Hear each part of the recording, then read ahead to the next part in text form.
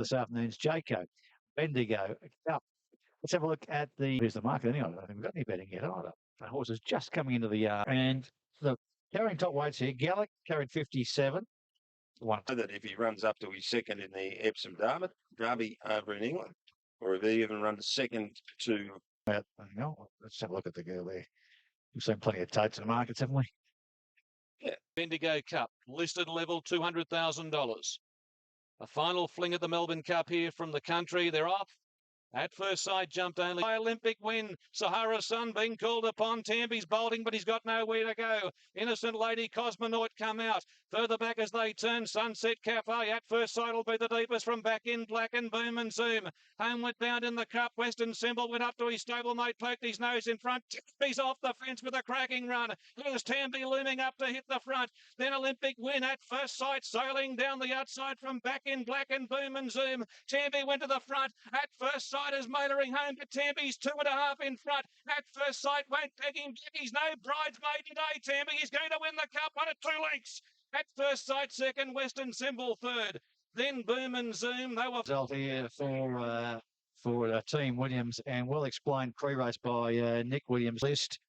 That's the next step. At first sight, outstanding. He cleans out beautifully now for Tuesday. To give a big start like that with 58 kilos in a strongly run race, he's right on track for Tuesday. Champions in there, the luck. Stephen King Road, something to clarify itself. I don't think it's going to get 2 kilos. That's the least it's going to need. The won't get. Sure, of course, the stablemate wins it. But his last sectionals here, Gator, are unbelievable for the end of a 2,400 metre race, aren't they? I think it was something like 11.8 from memory. Making 12. Phenomenal sectional, yeah. Just on that too. Well done with this horse off a 7-week miss. Look at that acceleration. It's, geez, right in this race Tuesday, Shane. I reckon Stephen King very happy he called heads yesterday. And let's get into the first. Let's have a look at the tote odds. Galar, $1.10, $1.04, $1 in the opening call on the 3 TABs. And Shane's going to update us in just a moment. Galar, $1.10 at voice first comfortably. Here's the sporting bet market mover to kick off the 4-day carnival here at Flemington. And the man that calls all the action for us on TV. Thanks, Terry. And we see Metak ready on the inside, flying. They're off and racing now. Metak getting a good start, but there was one that stood there and missed it, and that was Cross of Gold. He began very poorly, and he's a clear last. So it's Metak highly recommended, and first course, the 3 front runners. But out wide is St. Etienne is pressing on, and he's going to be part of the leading bunch as well. And they put up 3 lengths on the favourite Galar, who sits off this... the Cross of Gold. Next second last is Flying Aquila and Durnford. The Aquila is 2 lengths away in second last place, and Durnford is last. So first course has the lead. He slowed the tempo a little mid-race. St. Etienne running second, highly recommended third over on the outside. Metak is in behind them. Galar's on the improve, but he's just niggled out at the same point. Followed Cross of Gold as they're bunching around the home turn, and then Flying Aquila and Durnford last. So into the straight, St. Etienne got the first course. Highly recommended out after them, and Galar is 2 lengths away. He's starting to now wind into his work with 3:50 to go. Highly recommended is the leader from St. Etienne, and Galar, he's taking an eternity to wind up on the outside. Highly recommended with 200 metres to go. Just the leader from St. Etienne trying to rally on the inside. Galar gradually getting there. Highly recommended just in front. Galar's trying hard, highly recommended with St. Etienne. Galar's diving on the outside, and I think he might have got there in the absolute last hop. Galar and highly recommended in a photo finish, and close up is St. Etienne, and first course along the rail. Great finish. It's never in doubt the second time round with Galar getting up to win. What do you think the Sheikh was doing upstairs? Was he breaking into a bit of a sweat at the 150, or he just thought, no, he'll get there? I don't think the Sheikh ever breaks into it. I'm sure that if he's going, ahead to the Sandown Guineas, I think a set of blinkers would probably sharpen that horse a little bit. Players on Betfair did their maximum, and the bookies thought, don't tell me one of these shorties is going to go under. Well, they were wrong. It didn't. It got there. $1.50. Skinny win, but it won. And we don't. That's right. Sandown racecourse. So a good crowd starting to build up here. Weather didn't look too crash hot this morning. Tullamore out of this race with Moyneen Kanish, I should say. Favourite is Green Moon at $2.30. He's been a dominant favourite. Knee-Watt on the tote at $8.80. And then flipping over, there was a wind problem there. How's the wind blowing? Can you get any gauge on it? We're not really come back to bite them. Oh yeah, but this is a serious matter, Terry, and we want the government to step up and and acknowledge doubt the about fact that, that, no doubt and about you know that, what? yep.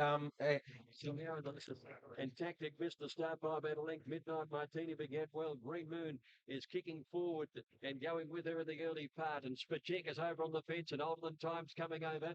But Showcourse kicking up, trying to keep her working and booming just off the pace. Naiwan has been able to slot in, and his midfield one away. They make the bottom turn now. Older Than Time doing some work where Green Moon had the lead. Green Moon led Older Than Time as they get to go, and Green Moon the favourite on top. He leads by just on a length. Older Than Time is running second. Midnight Martini is third, 3/4 to Showcourse. A length and a half away, fifth came Spaceka. A half the outside booming, and they're followed by Tactic, 3/4 to Naiwat, and then Reprisal. Behind these horses, Macedonian about 10 lengths away from the leader, being followed by Najuan and Galizzani, and 2 lengths to Raffaello. So Green Moon the leader. 1,000 metres to go, needing a victory to get into the Melbourne Cup field. Just over a length and a half in front. Older Than Time is second. Showcourse 2 lengths third. Midnight Martini the rail. A length and a half to Booming Spaceka, then came Naiwat, niggled out at that point from Tactic and Macedonian. They're followed by Reprisal as they near the turn. Najuan and pulled to the outside was Galizzani, and 2.5 lengths to Raffaello. Green Moon still travelled as well as anything chasing him. Coming around the turn, they're near the 500 metres. He's in front of Older Than Time Showcourse. Now Naiwat responds on the outside, and he's looped them at the bend. And Naiwat dashed to the front in the straight. He got away on Green Moon, who found absolutely nothing. Macedonian is running on out after this leader. And then came a Najuan coming down the outside, and Raffaello from last. All the leaders folded up, and Naiwat with a big lead at the 200. Macedonian continuing to come down the outside, followed by a Najuan. But Naiwat has run them away. 4 lengths clear now from Macedonian, and it's all Naiwat, and he'll canter home. Naiwat won it in a breeze by 3.5 Macedonian. Third a Najuan. Raffaello ran fourth. Then came Showcourse Reprisal, Spaceka, Tactic, Galizzani. Back behind them, Older Than Time and Booming. They're trailed in by Green Moon, who's run a distant second last, and a long, long last was Midnight Martini. Saw Dean Yendall there, absolutely excited. I reckon that's his first win ever on Derby Day. I'm very confident about that. Well, we've got a new horse. Showcourse now. Naiwat responds on the outside, and he's looped them at the bend. And Naiwat dashed to the front in the straight. He got away on Green Moon, who found absolutely nothing. Macedonian is running on out after this leader. And then came a Najuan coming down the outside, and Raffaello from last. All the leaders folded up, and Naiwat with a big lead at the 200.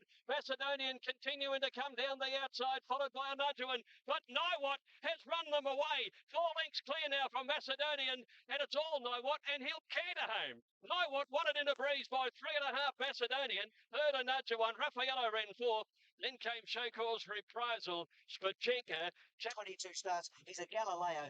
This horse is a live contender, Naiwat. This is a true staying test. Green Moon made it a true staying test by setting a hot pace. Naiwat sat back in the field, had the lovely run. Dean Yendall swamped them on the corner, got a big break, and he's been able to hold this break, and he's actually eased up on the line side.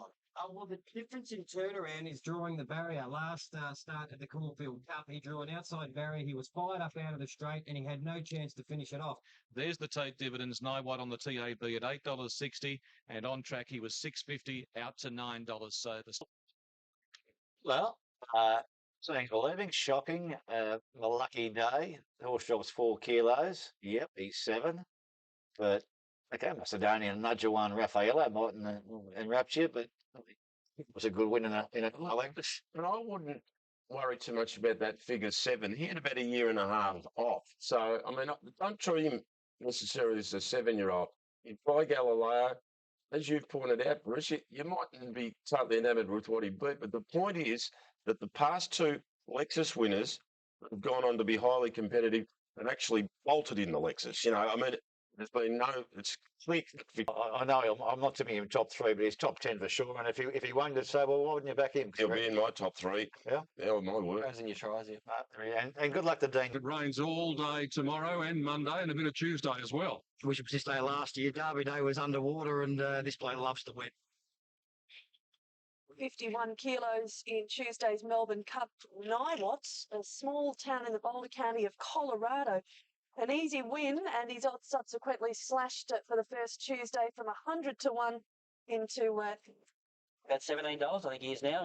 He's right in the market, and that was an authoritative win. You know, whether he's a shocking or I'm not so sure, but lucky day. Yeah, my lucky day. Look, I don't think so, but looking at that win and the margin that he won by, you can't say no, definitely no, because he's got terrific Flemington form, this horse. I know he's a 7-year-old and he's coming, not saying no. The favourite there, Green Moon, I read in the steward's report that he pulled up with the thumps. That was too bad to be true. Well, this horse is a 2-mile winner, and the second horse, Macedonian's a 3,200-metre winner, and they ended up a fair way in front of the rest. I think it's a case of this is a horse who can stay. There's hit good form at the right time. It was a superior staying performance, but the rest of them were an inferior staying performance. Some of those horses that ran in that, Eiffel Stakes, a race that history has not been too kind to the winner of the 1,000 Guineas, and the 1,000 Guineas winner this year, of course, is this outstanding filly, Atlantic Jewel. On the tote at $1.30. Pain in the Glass, $22. Bliss Street, $24. Dowager Queen at $7.50. Gliding at $10. Terry, and there's no doubt about who the favourite is. Atlantic Jewel, open 126, just gets out of fraction to 128. Pain in the Glass. So Atlantic Jewel. To that last furlong, and she was shying at the signs on the inside of the track. I mean, you just think to yourself, Back at the open racing, gliding one of the first to bounce. Atlantic Jewel got away well. And burning forward now is La Dolce Diva. She's right up there outside of gliding as they settle down. Bliss Street in the red colours is going up a bit wider outside Reveal Geo. And just off them When My Baby as they settle down. And then Pain in the Glass has gone well back.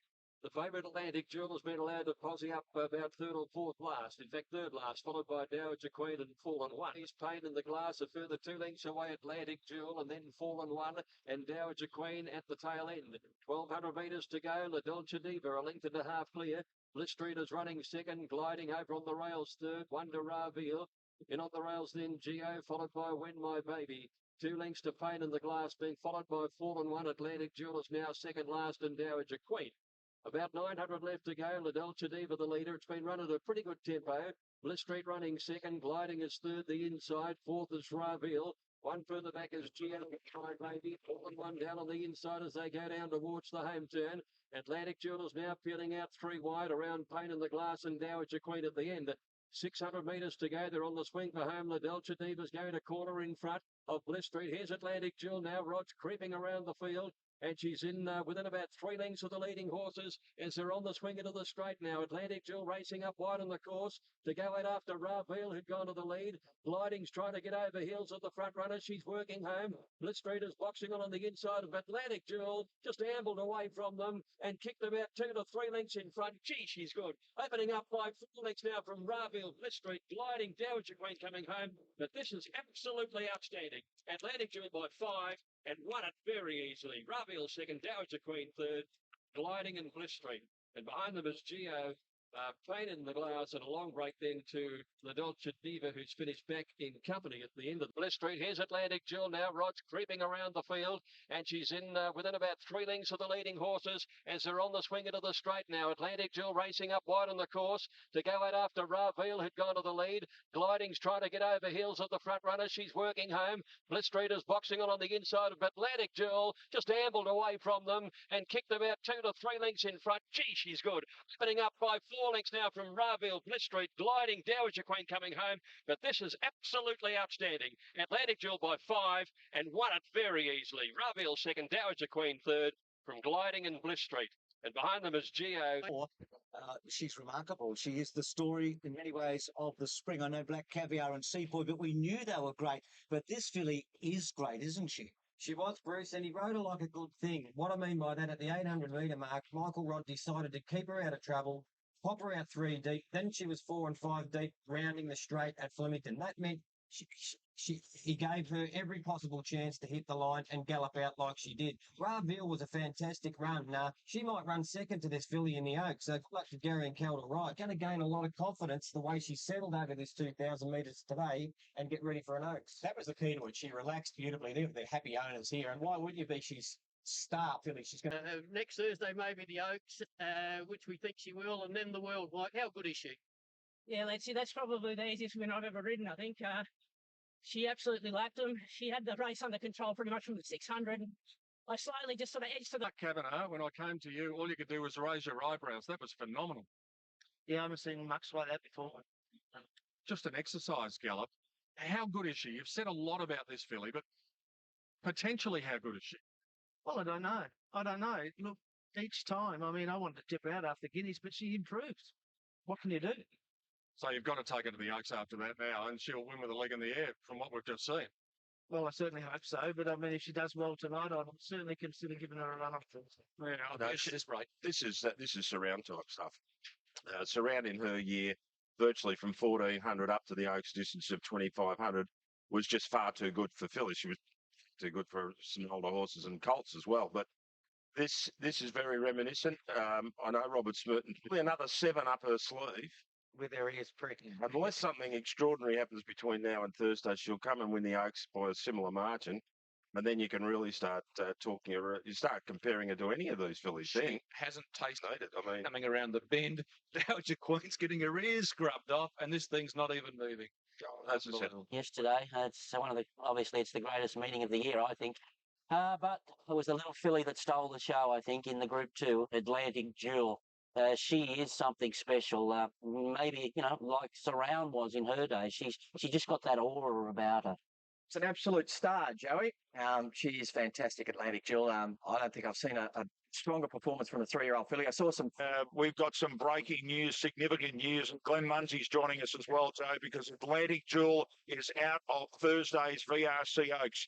Mark Caviar about 10 minutes ago texted me saying she was a doubtful starter. Now the confirmation is that she's pulled a hamstring, and Atlantic Jewel is out of Thursday's VRC Oaks and for a dramatic way. Well, Andrew, she was $1.15 favourite. Now, Richard said on Channel 7 yesterday, he was saying $1.10. She was $1.15.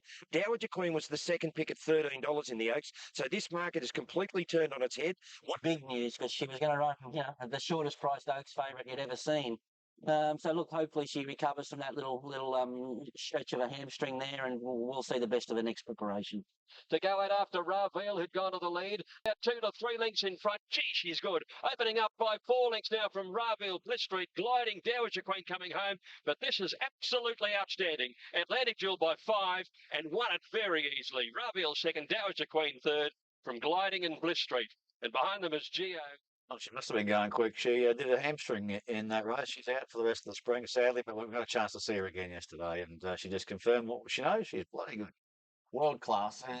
Looking forward though, not backwards, as you say, Bruce. With her out for the spring, Dowager Queen was probably becomes the one in the Oaks show. probably does. I mean, this filly is mind-boggling.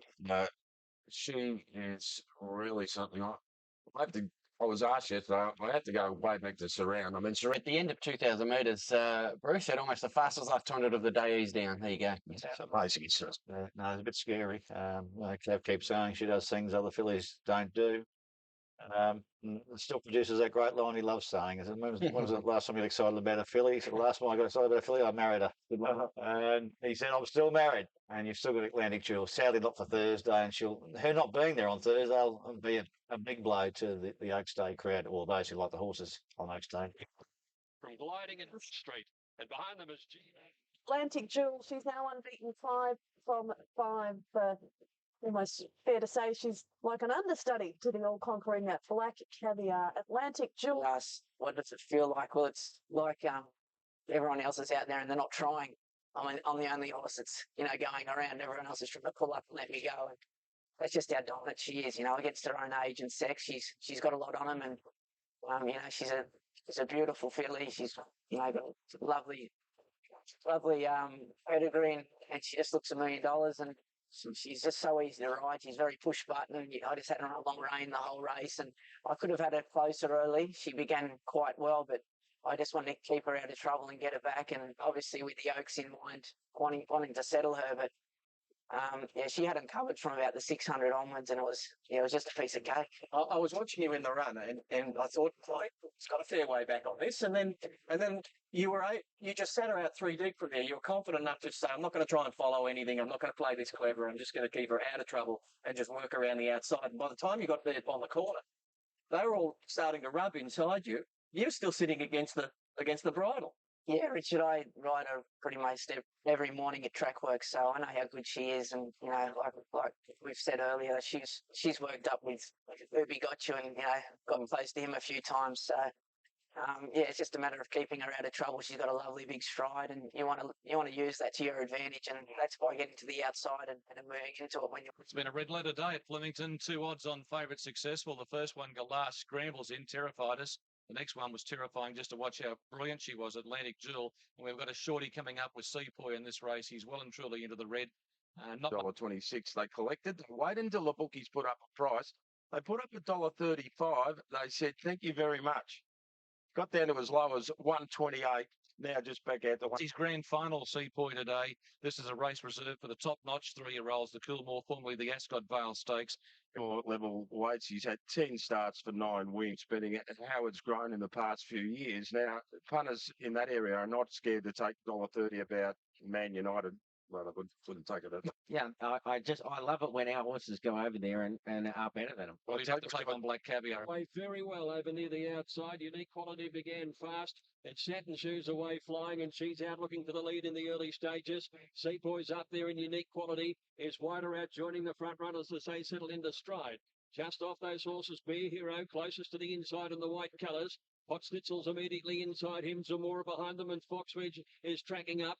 Being followed further back in the field, Adamantium towards the end. Masthead, well, they wanted it red and cold, and he's back last of all. 600 left to go, and Satin Shoes, Unique Quality with Sepoy, about a length away on the outside of the leaders. Just behind them, Hot Schnitzel in the red colours getting up on the inside ahead of Zamora.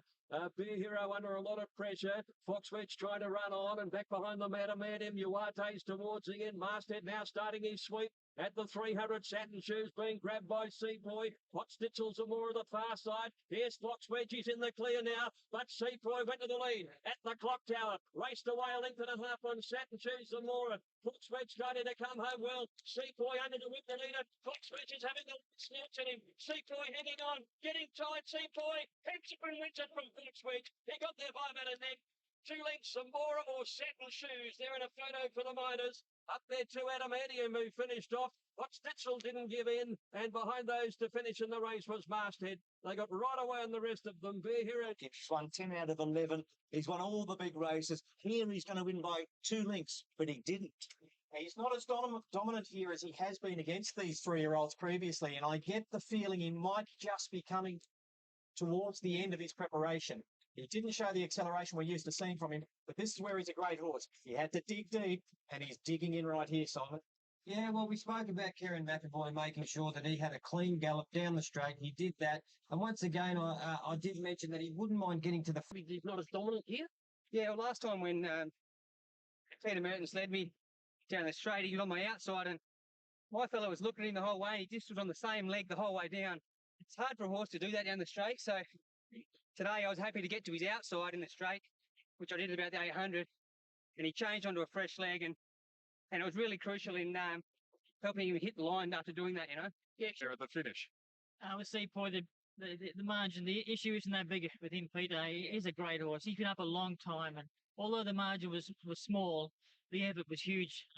He's been in a long time, a race at the highest possible level he can race at. He's still only a young horse, still a baby. He's got a lot of maturing up to do, and all the questions that were asked about is taking on Black Caviar.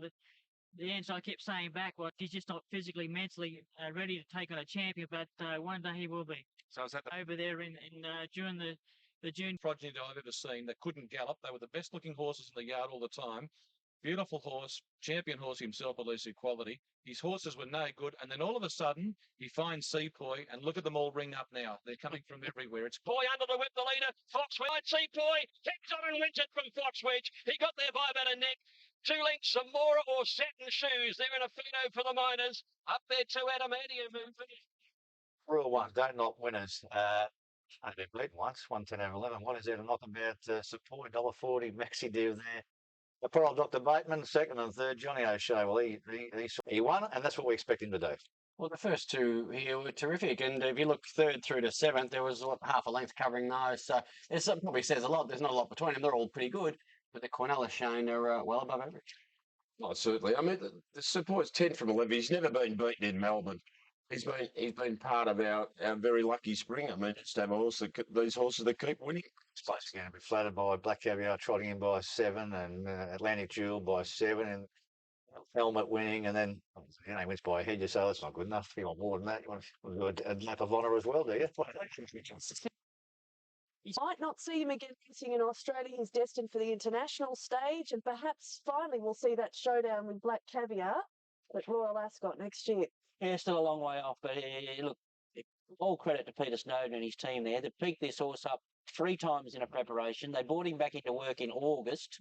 He's unbeaten this preparation. A narrow win. He's a funny horse, and I'm still convinced he's not as good down the straight. He's a better horse around the bend. The Bateman family had the second and third horses there, Fox Wedge and Satin Shoes. They both ran out of their skin. There's a horse there. He's a really nice talent, this horse, is Amara. He wasn't suited under the conditions of this race. I think he's come to the end of his preparation, and what a good preparation he's had. Brilliant. But I think he showed fighting qualities yesterday, which, just go with the horse. He's a tremendous talent, and he'll be a real force in Europe, and I'm sure that's where he'll go. They may leave him here for autumn. I don't know. They're hoping that Sheikh Thomas will leave him here, but who knows? An open betting race for this year's McKinnon Stakes. There looks to be quite a few chances. The main form reference punters saying could come from the Cox Plate, which has been a good lead up to this race in recent years. Tote-wise, efficient $6.80. The old war horse Midas Touch, the stablemate at $8.90. Glass Harmonia looking for a clean getaway from gate number 2. He will be loaded early, which is a little concern, $6.50. 4 tellers. Yeah, they're betting to 110%, Terry, and they're virtually just saying, okay, take your pick and see what you like.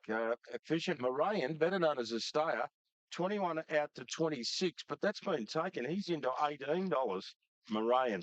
Monium opened at $6. He's gone out to $7.50. The Verminator rekindled interest is 5 out to $6. Yes, $6. Then we've got Southern Speed is $7 out to $8.50. Yeah, look, this is probably D-Day for precedence, isn't it, really, today? He'd have to do an old-fashioned, cup from third last, get into fourth or fifth, and then maybe people would start thinking about him as a chance. McKinnon, Foreteller jumping well, so did Glass Harmonium, Gingadoot. Midas Touch jumped pretty well. Rekindled Interest jumped all right, and he's steadying up with Sincero on his outside, and Lights of Heaven is deeper out, improving its place as they sort out their places now and go towards the 1,700 metres. Glass Harmonium with Gingadoot sharing the front. Lights of Heaven 2 lengths away third, just getting ahead up a little bit. They're followed then by going up on the outside is Murian to be up with the leading horse, Terminator. Been running a good solid gallop, and Glass Harmonium a length and a half. Gingadoot second, a length and a half away in third, placing now Murian. Lights of Heaven losing touch a little down on the inside, and they're followed Sincero, who's had a wide run. Midas Touch the middle. Foreteller's off the rail, and he's going to be able to work his run home, I would think, from there. They're followed by Rekindled Interest, and then came Southern Speed and Precedence, Efficient second last, and the Verminator. Around the turn, Glass Harmonium flattened in about 2 lengths on Gingadood. Foreteller coming up on the inside, Murian next. Down the outside came Rekindled Interest. Midas Touch was struggling. So too Southern Speed. Glass Harmonium still with a long lead. About 3 or 4 lengths in front.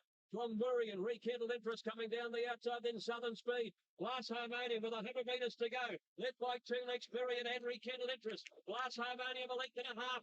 Victory starting to close. Glass Harmonium, too good though. Glass Harmonium is on the line to Murian second, Rekindled Interest third. Southern Speed ran fourth, and then Foreteller. Gingadood, Sincero, Midas Touch was followed in by Precedence. Further back is the Verminator, Efficient, and last to finish is Lights of Heaven. Well, Ollie wins the McKinnon for the 4th time. He won it in 94, 95 and 04. Now, does this horse go onto the Cup? And until the second horse, it was a super run, Miriam. Yeah, well, Glass Harmonium's been unlucky here at Flemington. He's finished second twice, and so this was really his moment. He went out. I'll leave that to them, mate, but he's brilliant at 2,000. I think that's probably his best trip. But I'll leave that to Mike and the owners. Yeah, Damien, he just seems to run. The 9th anniversary all in too, doesn't he? Yeah, Jace lives on with us forever, mate. Thank you. Yeah. Congratulations on this one, mate, and I'm sure everybody's thinking of you. Thanks, mate. A couple of good friends, John Letts and Damien Oliver, having a chat. Michael Moroney, that was impressive. We took a look at him in the mounting yard before the race. He's always up on his toes, though. Yeah, look, he doesn't mean anything about it. He's just lets me dances around a little bit. Well, I thought he was good and relaxed today. Really, the same at Moonee Valley too. But he's a really good horse. He's got a high cruising speed. And he did it the hard way. I don't think you'll see many horses lead here today and win, but he's such a good, tough horse. With a really good turn of foot and just a really classy horse. And it was a bit of poetic justice after what happened in the Cox Plate too, or before the Cox Plate. Yeah, that's right. Just a disappointment over the barriers.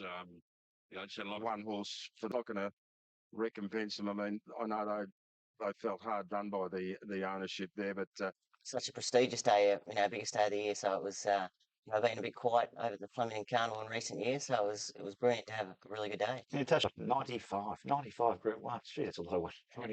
It's a great record. You must be proud in the remnants of a bad day out at Moonee Valley.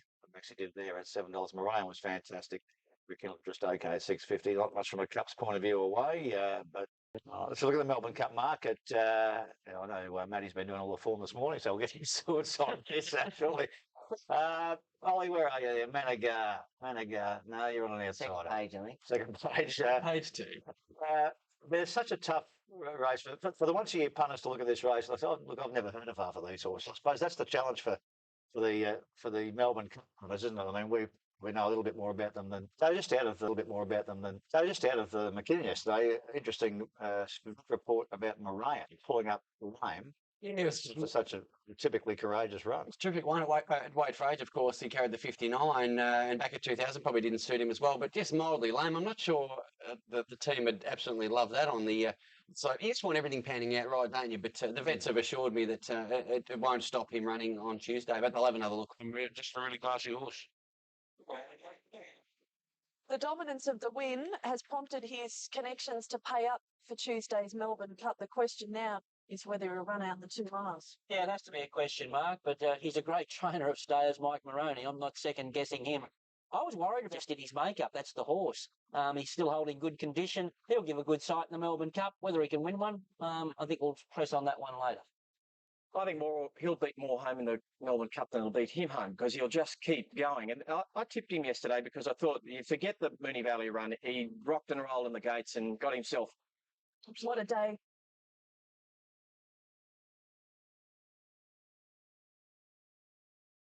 Go to Sabrage at $13, thanks to 15, Perfect Punch $11, in June $6.80, and then to Niagara at $9.30. So it's been a pretty good day for the favourite backer, Shane Templeton, and another short. 260 the price he opened.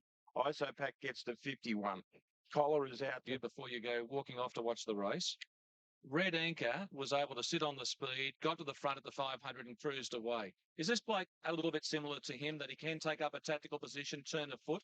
Well, he's like Red. He's like a couple of winners. He's also a bit like Mahogany's the horse, I mean. This day, it's a $1.5 million Amy Victoria Derby race that started in 1855. This is a 157th running of the oldest classic in this country.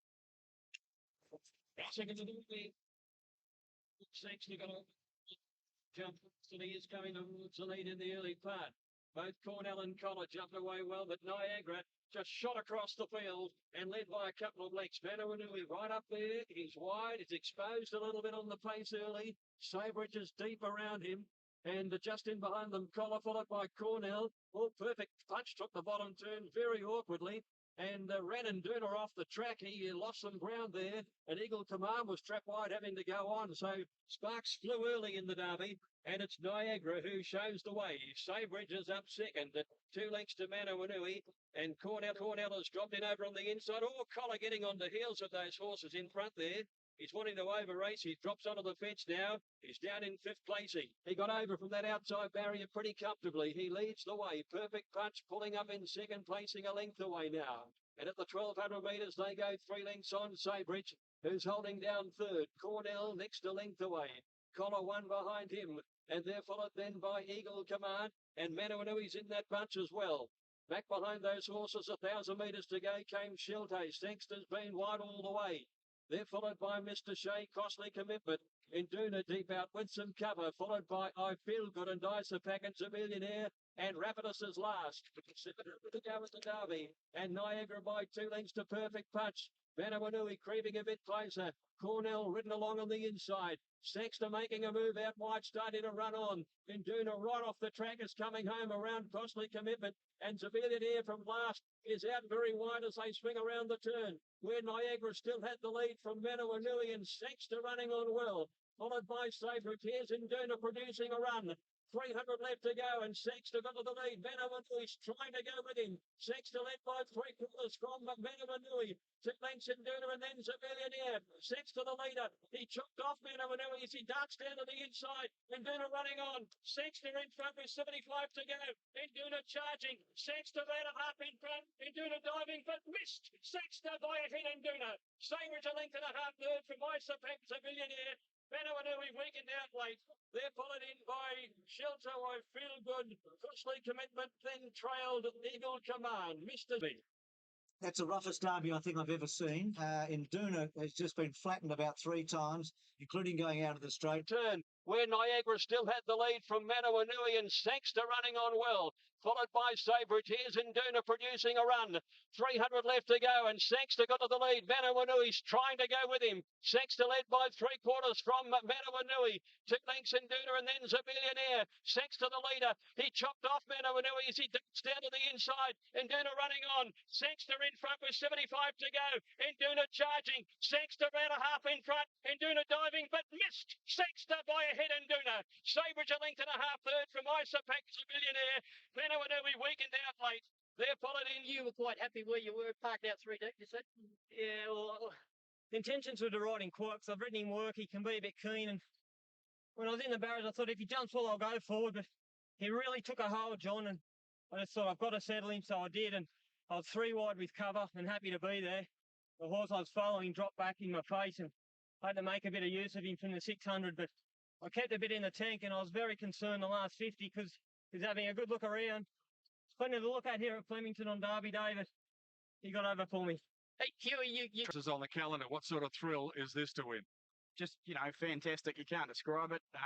Just unbelievable that we've got here and done the job. Did it go as a dream in the run, though, because it was a rough derby and you didn't have the best of luck? No, we were 3 deep the whole way, and, I just said we're no hope at the 600. Huey said before the race he didn't want to be hitting the front till the 200. He's in front at the turn, and I didn't want to yell to the 100. As soon as I did, and Duna come out after us, and I was, there we go again. But it's been frustrating all the way through, but we've picked up the big one. And just quickly, I'd like to... Copy. He had cystic fibrosis. He started his career as an apprentice, and today he's hit pay dirt for Darren Weir. Why not train or get a winner for Darren Weir, one of the top trainers at which he proved. So a big day for the cop. They're followed in by Shelter, I Feel Good. Well, first ride on the horse for Hugh, and it's a Group 1 victory in the Derby from the mightily unlucky in Unira off the track on the first corner. But forever and a day, it'll say that Sangster won the Derby, and that's the way it is. We're still getting over Star of the Realm and Naturalism. It's still Star of the Realm's Derby. There's Sangster, Huey, and James McDonald went for... I'll tell you what I will say is I was sure I won, and I was about to go up and give it to the Harbaloo, and well, I wasn't going to do that, but Karen McAvoy, he looked across at me, and I thought, oh, he's going to congratulate me, and then but he just stared at me, and I was staring at him, and it was like time stood still for about 5 strides, and he said, "Well, who won?" And I went, "Oh no, don't tell me it's that close." And yeah, so I was happy to. Well, I didn't. I think it's his fourth second in the race. I think he was just trying to will himself over the line. Yeah, as I was saying, I wanted to get the horse relaxed, and he's in a beautiful. Joe mentioned earlier it was a rough house affair, which it was. Talk us through your thoughts in running. You travelled a bit wide. I listened to one of your owners on the radio, sort of saying, can we finish the race off travelling where you were? What were your thoughts? They were good, to be honest, throughout the race. I just left it up to Huey. You get a jockey of his calibre, you don't tie them down. But the last thing he said to me was, we want to be hitting the front at the 200, because if we hit the front at the 400, we're no hope. At the 400, when he lobbed up, I thought, here we go. But isn't that what young McDonald did? He hit his future for him. So, yeah. He'll go home next week. He'll have a good long spell. We'll probably give him a really light autumn. I think that's a sort of, for the 3 days derby. Yeah, well, I think the key point came from Peter Snowden of the horses that were defeated. He's not too sure about the quality of the derby from yesterday. I guess we'll know in months to come. But look, talking to him this morning, he's going to aim in June towards the Sydney Derby and then wait and see how the Derby field unfolds in the autumn. But He rates Retrieve. He rates Retrieve, who couldn't win a derby. He rates Retrieve about 3 to 5 lengths better than Ingenie yesterday, who got flattened about 2 or 3 times in the race. Thankfully, he's come through. What they do. All right, Ronnie. Let's talk about Manawanui now. Just didn't stay the trip. No, he was in the right place at the right time. I do think the fence was probably... That will be dismissed. Now, the runners are a bit late coming into the mounting yard. They've just come in for the Myer Classic. Tote favourite for the race is More Joyce in front of Machine, $2.70 up against $4.50. And then we go... Joyous is at $2.60. Now, Response, $7.50 out to $9.50. Now, go right down to this horse, Banshee, as a long shot move, 51 into 41. And then the key runner, Machine. Remember, they bet $6.50 about this on Thursday. Today it opened up $4.20. It got to $4.40 very quickly, and then they backed it again, back down to $4. Horse is More Joyous. Well, people critical of her performance at Caulfield, but don't forget... she's one of the star. Bruce bringing us all the information from the mounting yard. Well, More Joyous, Sam. Morning bet market mover. No interest whatsoever at all in Response, even though I'm the same as Sam. I'll give her a great chance. If you own a mare, there's one. They're all racing in the mire. And Goon Serpent was one of the first to break, and Response got away well. In the early part, the Bella horses went right back to the tail. Banshee and Jessipina. It's tightly matched. More Joyous up at the first half dozen or so, but she still posted a bit wide. Where it's Born to Rock now running to the lead. Machine came across, and the filly sat up there in second placing. More Joyous getting to third on the outside of Goon Serpent, then Lady Lynette, Sacred of All. More Joyous doing some work over on the outside, and she's gone to the lead with Born to Rock on her inside, and Machine is holding third. Then Lady Lynette getting a nice run. Goon Serpent in behind them, down on the inside, and then Response. Followed by Sacred Choice, Verena Miss, Majestic Music coming through along the rails. They're followed by Hurdle Myrtle as they swing in the mire. This pony is pulled out wide. Sky Rush still a long way back. Response is immediately ahead of her. Into the straight now. Lady Lynette and Machine have gone up to More Joyous. Born to Rock battling down on the inside, and then Sacred Choice. Goon Serpent called on. Hurdle Myrtle is starting to run on. It's Machine with More Joyous kicking back with Lady Lynette. Sacred Choice bursts through. Hurdle Myrtle comes on. This pony down the outside. Up the middle of the course. Hurdle Myrtle and Sacred Choice. It's Hurdle Myrtle the outside and Sacred Choice the inside. Fighting the race out. Hurdle Myrtle gets the upper hand. Hurdle Myrtle too strong. Through away. Hurdle Myrtle bowling, but a quarter Sacred Choice. A Nectar's pony in third. Sky Rush coming home hard to get fourth from Lady Lynette or Sheen. More Joyous beaten next, and then came Banshee, Goon Serpent, Sistine Angel, Majestic Music never came into it.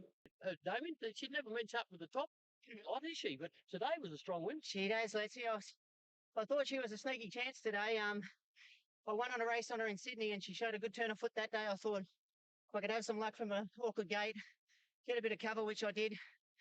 She moved up to him nicely, and it was a good win. Damien. Classic. Okay, that's the Myer done and dusted. We've got the Salinger coming up next, but Rosehill's not... Lynette Machine.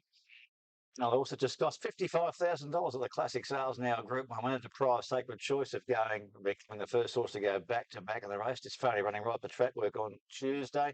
On paces out of play here, Gator. More Joyous vetted clear, Machine over raced. Yeah, none of those on paces held on, despite a very moderate first 800. 49.8 was the split, but that was the nature of the track yesterday. Those right up on the speed didn't tend to hang on. But Hurdle Murder did a terrific job, Damien, because you covered ground and you copped a couple of bumps in the run. It was hardly an absolute ideal run in transit, was it? Yeah, it was probably better than it looked. I just came out there once at the 600, but it was more happening around me more so than to me. So I got a good card over off Sacred Choice, and it was just a little bit of toing and froing inside her. So, it didn't really affect her run. And, yeah, she's always just been our flagship, really. She's been the one that's carried the whole stable. She's been carrying a bit of weight for the last couple of years. But yeah, she's been every prep. She runs a couple of good races, and for me, being able to have runners in group races is your profile, helps you get new horses and new owners, and she's been doing it for us. So that has happened. Victory. It's threatened to win a big race. Yeah, she was beautifully presented by Maddie Smith into this race. She had 2 runs against the boys. She hits the mares third up at a peak. Look, to win these big Group 1s, you've got to set them to win. And Matthew Smith did that with style. Look, Ollie did a good job getting some cover from an awkward draw, and she was presented at the right time. You've got to give Joe Pride credit at the same time. Look, Sacred Choice had been off the boil. She was back to the scene of the crime of last year, and she's run the race of her life. And what about the first four here? The Warwick Farm first four across the line, all trained at Warwick Farm. That's a marvellous feat from that track. I thought the run of More Joyous, she brought herself undone when she didn't get in early. There was a slot to get in, and she might have relaxed, but Nash just couldn't get her to relax enough to take the spot. And then she sat out deep and just over-raced the whole trip. And she battled on well in the straight, but she just brought herself undone. But I agree with you, hurdle it. Oh, yes. Okay, we're up to the running of the Salinger, the next race on the card. I think punters are looking for those horses that are drawn out off the track, and that's where the favourites are, or a couple of the favourites, including Temple of Boom. Tote-wise, the betting looks this way. Black Piranha, 25. Temple of Boom at $5.10. Neeson at the moment, he's at Madly at $3.60. And then over the page we go. We've got Midsummer Music in the betting with Katana to a lesser degree and Sterling Great Races. Anything that leads, and most jockeys don't want to lead because they just don't win. You've got to sit behind them and come with a sweeping run late. Front runner. It's been Damien's day so far. He didn't win the Derby, but he's won 2 other Group 1s. They're moving up in the line, and Katana still next to Feeling Ready. So beating now, Sister Manley jumped well with Catapulted. Grabbed hold of Kurtana down on the inside. Stands out. Neeson began pretty well. And Catapulted is right up there. And Ego's Deer is coming over as well. But as they settle down at Sister Madly, well, she can pull and she wants to go. She's out in front of Neeson near her inside. Just behind them, Rarefied, Catapulted. Ego's Deer, Yellow Cap is wider out on the course as they head towards the 700-metre mark. They're being followed in behind that bunch, Feeling Ready over on the outside. Then came over on the inside is Black Piranha, stands out alongside in the grey. Just behind those horses, Temple of Boom getting a pretty good card into it. Panapeak, Sterling Grove bring up the rear at the 400-metre mark, and it's Sister Madly the leader from Neeson and Rarefied near the inside. Katana closest to the inside rail. Down the outside comes Catapulted after Sister Madly, and then coming on now is Temple of Boom. It's now with about 200 to go, kicking on strongly, Rarefied on the inside. Temple of Boom coming at them. Sister Madly continues to fight on. Sister Madly, Rarefied, Temple of Boom. Sister Madly, Rarefied, and Temple of Boom. 3-way go. Close, this Sister Madly still there right to the very end with Rarefied on her inside and Temple of Boom. Great finish here.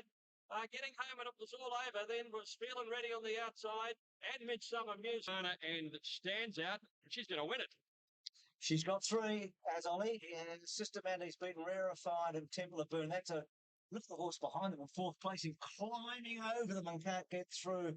I'll pick that up. That's Metallurgical, I think. Yeah. But Ollie's got 3 on Derby days. Never done that before. Glenn Boss, the last jockey to ride a treble on Derby Day. That was 14 years ago. That's an amazing comeback, isn't it, for a jockey that hasn't ridden a Group 1 at the Carnival since 2000. That's in the last 14 years. It was 7 years ago the Boss did that. Yes, but it's the last 14 years. Brilliant effort for Ollie's. Last little bit, and she gave it to him, and yeah, she only. Midsummer Music. Horse bought for $1 million now. She's won a Group 2, a Group 3, Group 1 place, and just 4 starts for the new Sejan Ho team. Ollie, you've been with her a bit. She's just a free going. We put a different bet on her yesterday, just probably give me a little bit more control to hope to get her to settle, knowing how difficult it is to lead all the way down the straight. But why have you watched that? Like she was still going keen, but that's kind of her. But in a race where there was probably a lack of pace early, gives you everything she's got. And when they challenged her in the last 100 metres, I thought they might be going to get to us, but she was really brave and fought on well. What does that tell you with the over racing?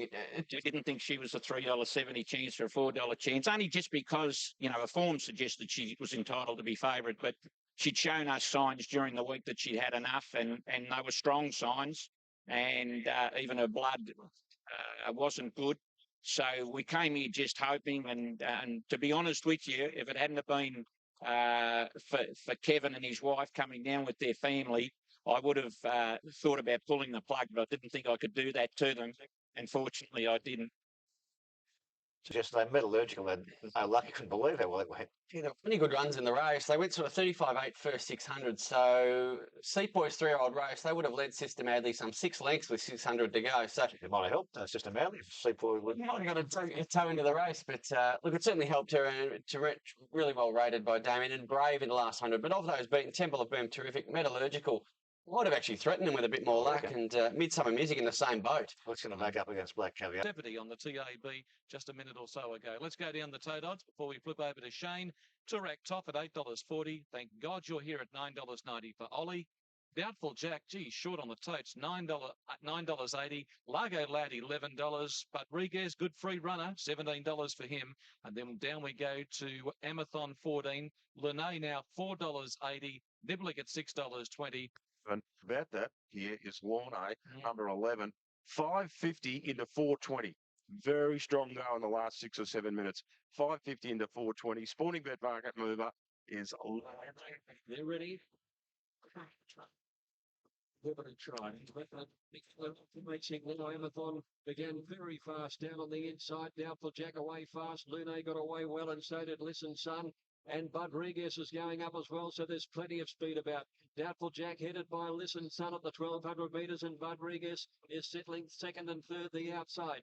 2 lengths away then came Lune in a good place for Brithera, and Spacecraft is wide. 2 lengths further back, Turak top, and the orange colours at the 800. On the inside of Bank God, you're here. Second last, Wirram, and the big bloke, Largo Lad, is last of all. Listen, Son, the leader, 600 left to go from Rodriguez and Lune just behind these, about a length and a half away as they're on the swing. They're in front of Doubtful Jack, chosen to fly. Chasm coming the widest. Niblick trying to find a way through traffic. Happy Zero and Amathon get up along the inside. 400 metres to go now. Lune comes with his run. Amathon along the rails. They're the leaders now from Chosen to Fly. Chasm. Here comes Wirram. Wirram's coming up the middle of the course with a big finish. And then came Thank God You're Here. It's Wirram. Amathon down on the inside. They've beaten off Lune. Thank God You're Here is running on, but it's Wirram clear with 100 to go. Opening up now. And Wirram comes right away and wins it by 2 lengths to Thank God You're Here. Place go for third. Amathon on the rail and Turak top from Spacecraft and Lune, who weakened out after hitting the leader fairway out. Further back is Chasm. And then Bud Regan's last in. Well, Michael Ryde had ridden more winners on Derby Day in the last 5 years than any other jockey. There was 6, and he's ridden 2 today. Atlantic Jewel gave him the most easy when he reckons of his career today when he talked about it. But here's Warham. He's got this explosive speed, hasn't he? He's got one of the biggest finishing bursts in racing at the moment, Warham. He drew 16 early, drew right outside, went straight to the back, bided his time, eased to the outside, and then when he unleashed him, wow, he really put a big gap in him. Thank God Here's chased him home, but really the race was over. Gee, the on-paces ran terrible in this race. I didn't get on in these stages, but... You're here in Turak top. Let's go back and have a look at the Queenslander. Whoosh home in the last. From Amathon down on the inside, they've beaten off Lune. Thank God You're Here is running on, but it's Wirram clear with 100 to go. Opening up now, and Wirram comes right away and wins it by 2 lengths to Thank God You're Here. Close go for third. Amathon on the rail and Turak top from Spacecraft and Lune, who weakened out after... Oh, he's a good performer, this horse. He now goes to the Emirates next week. He deserves a chance. And another example of how you can ride Flemington, the modern Flemington. Just keep momentum building, 3, 4 wide, get some cover, get out running, and get you home. Anyway. But the week. Look, the first 4 over the line here at the 1,000 were 14th, 12th, 13th, and 11th. You think that wasn't a sweepers race, Shane? What horse I want to be on next time? Amathon. Amathon, the one who started over on the inside, yeah. Look, he's a good horse for him when he gets those circumstances. Have to take this track any day of the week. Any day of the week over a leader's track on a big day. I agree. Oh, we're taking a break. Rain Lover, Retzalope was able to do it twice, of course. Sorry, Thick Beak twice, and then Maccabi Diva factors in twice. First and second, and third. So it's America's Challenge. You've seen the barrier draw conducted through Craig Williams and Nash Ruler, respectively, for their rides. Lemire sitting by in the event that Williams fails, and I think Brad Bruce, the favourite is American. The winner of the race last year, 460, of course, with the 58. Look, been well enough backed. As I said, there hasn't been any. The Long Cup winner is a clear second favourite. Of course, the path that American came last year. It's been sort of 11 into 750. They're the only 2 underdog. Now, to get a couple that have shortened dramatically... It's part owned by Kevin Bamford, 58 kilos ago. I mean, off that Mooney Valley Cup run we just saw, he meets Tullamore and Ilo conspicuously worse off of the weights. That's how well he was on that occasion. But I think seeing is believing with him, his length of stride. And he's a real chance. Serious horses. You look, the case 4 is pretty obvious. He's unbeaten in Australia. He's comes off a dominant Mooney Valley win. He beat a very good field last year and beat them easily. and they say he's improved. The cases against is just as obvious, though. His relative weights are against him and the history of back-to-back winners. American. Yes, Americane's the best stayer in the world. I think he'll win the Melbourne Cup for the second time. A bit up again and went on. I thought he was absolutely dominant here. Look at him from here on. I reckon it was as good a trial as he put in at Geelong last year. He's only just got to carry more weight for mine. What do you think? Log did the slow track's ideal for him. He's unbeaten in Australia. Mossay's in terrific form. There's no real negatives. He's up in weight, but he's a big, strong colt. He should handle it. He's Three also from France here, doing it Dan. The story will be resolved for Craig Williams. I hope he rides him despite Craig's horrible record in the Melbourne Cup. And then here on the day, and it's, to me, the bleeding obvious. A French horse, 54.5 kilos in a Geelong Cup, wins it with authority, gets half a kilo penalty, gets to go the same way as American last year. I think that's a recipe for victory in this year's Cup. Well, it's exactly the same scenario as last year's winner, so you don't need to be, the brilliant form. And modern time Geelong Cup form has been worse for you or not? Well, you can't make a serious case against him. It's just a matter of where you put him in the pecking order. He's not going to make my top three, but I'd say he's yes as one of the live winning chances. he's in this race. Like Williams just presented him here. He gets control of the race halfway down the straight. I reckon he switched him off the last 50 metres. He's obviously got scope for improvement. Look, he's one that'll be favourite with our local punters here in Australia after this win. You have to like what you see here. And look at Bauer. Did you hold any hopes for them? Lucas Cranach, and this horse ran so well in the the Caulfield Cup.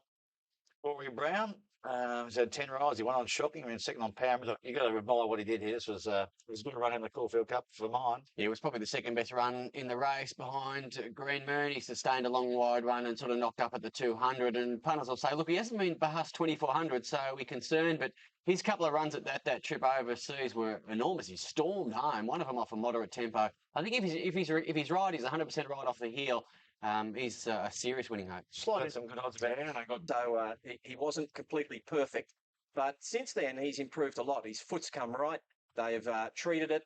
This is the horse running in Germany, and you'll see he likes to swamp home from the back. Lucas Cranach. He did that in the Caulfield Cup to a point. He probably peaked on his run 100 metres out. Corey will be able to tell us a bit more about that. But I can tell you the horse, he's back in normal plates. The bar plates have come off. Well, that was the biggest question of the Melbourne Cup, if the bar plates were coming off him. Well, they have, so that's a sign that the horse's foot is essentially back to normal, and he's worked. He hasn't missed any. Well, there's a red day. Michael Rod's picked up the ride on this horse for Mark Johnson. We touched on his record in the race earlier.